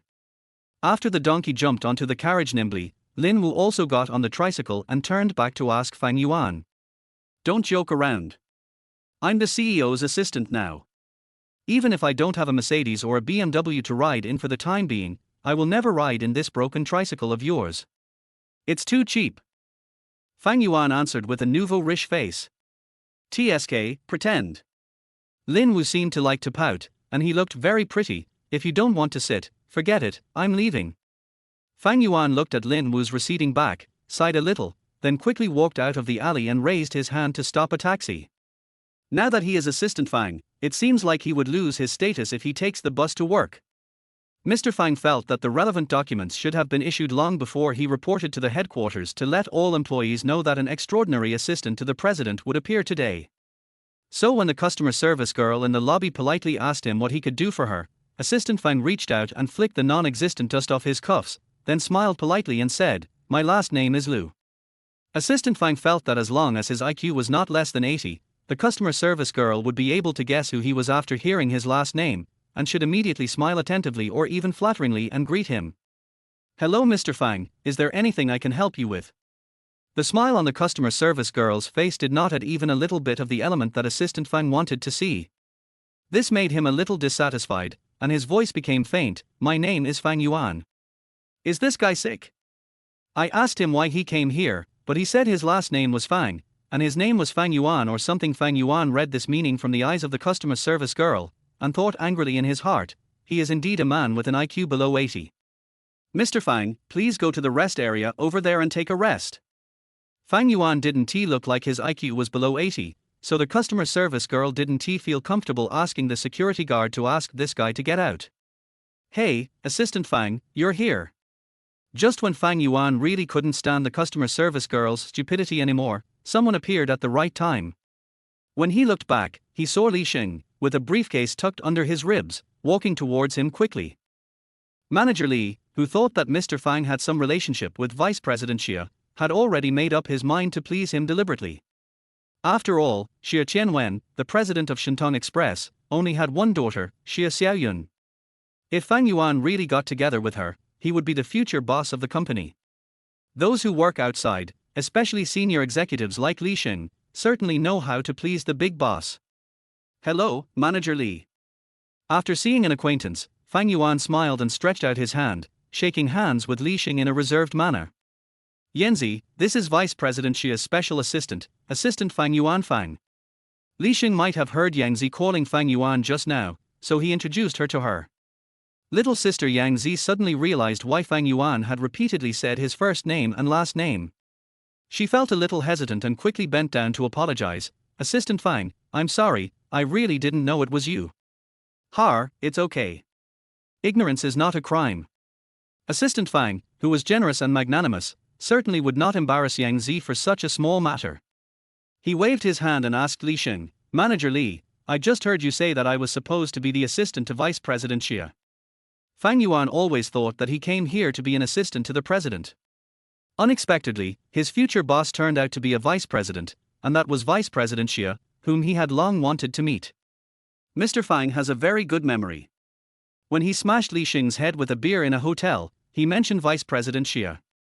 He disciplined Fang Yuan just by following orders. Unexpectedly, just when he thought he was lucky, he came to the headquarters to work as an assistant to Vice President Xia. No matter how stupid Fang Yuan is, he can still realize something from it. Didn't you expect that?" Li Xing didn't notice Fang Yuan's eyes flickering, and said with a smile, "Let's go to my office to talk." After more than 10 years of hard work by Xia Xiaoyun, Shentong Express has now become one of the 3 largest express companies in China. Its business has covered the whole country and even overseas, so there are dozens of important regional managers alone. Li Sheng, the regional manager, is far less important than the managers in charge of the Shenzhen and Shanghai business. However, since the headquarters of Shentong Express is in Tangwang, he can be regarded as a close minister, so his status is also much higher, which can be seen from the decoration and size of his office. Assistant Fang, would you like coffee or tea? After asking Fang Yuan to sit on the comfortable sofa, Li Sheng asked with a smile. Have some tea, thank you. Given Li Sheng's politeness, Fang Yuan's impression of him improved a lot. After Li Sheng served him tea and sat on the sofa opposite, Fang Yuan said, Manager Li, I have a few questions. Li Sheng was very happy. As long as I can answer, I will do it without reservation. That's bullshit, old-timer. After defining Li Sheng in his mind, Fang Yuan asked directly, Excuse me, who is Vice President Xia? Li Sheng, who was about to drink tea from his cup, was stunned. Assistant Fang, don't you know who Vice President Xia is? Assistant Fang spread his hands to indicate that he really didn't know. Vice President Xia is. Li Sheng looked at Fang Yuan and thought, how strange. He didn't know who Vice President Xia was. Could it be that Vice President Xia never told him his real identity? Yes, that must be the case. In his spare time, Li Sheng likes to read novels very much, so he would naturally come across such bloody plots. When a man meets a woman by chance, he doesn't know that she is a rich girl. As for the young lady, for some reasons, she would try to hide these things as much as possible, and date the man as an ordinary person, and then give him a big surprise when the time is right. Wow, didn't he expect to hook up with a rich woman? Seeing Li Sheng stuttering like he was constipated, Fang Yuan was even more puzzled. Who is Vice President Xia? As for who Vice President Xia is, you'll know when she returns from the south in a couple of days. I think it's best to keep it a secret for now. Li Sheng laughed and decided to keep the surprise until the end, to be given to Fang Yuan personally by Vice President Xia. Keep it a secret. What's there to keep secret? Fang Yuan became even more confused and raised his hand to scratch the back of his head. Okay, let's not talk about this anymore. It won't take long anyway. Li Sheng picked up the teacup and said, Assistant Fang, I will take you to the Human Resources Department to report first, and then take you to the assistant's office. Please check if there is anything you are not satisfied with, and I will send someone to arrange it. Okay, then I'll trouble Manager Li. Fang Yuan certainly had no objection to Li Sheng's arrangement. With Li Sheng leading the group and Fang Yuan being the Deputy General Manager's assistant, the HR department was of course extremely polite to him and quickly completed his entry procedures. After thanking Li Sheng for his help, Fang Yuan sat on the comfortable sofa in his office, put his feet on the desk, closed his eyes and sighed comfortably. Alas, this kind of environment is cold work, but the room is a little small. Who is that Vice President Xia?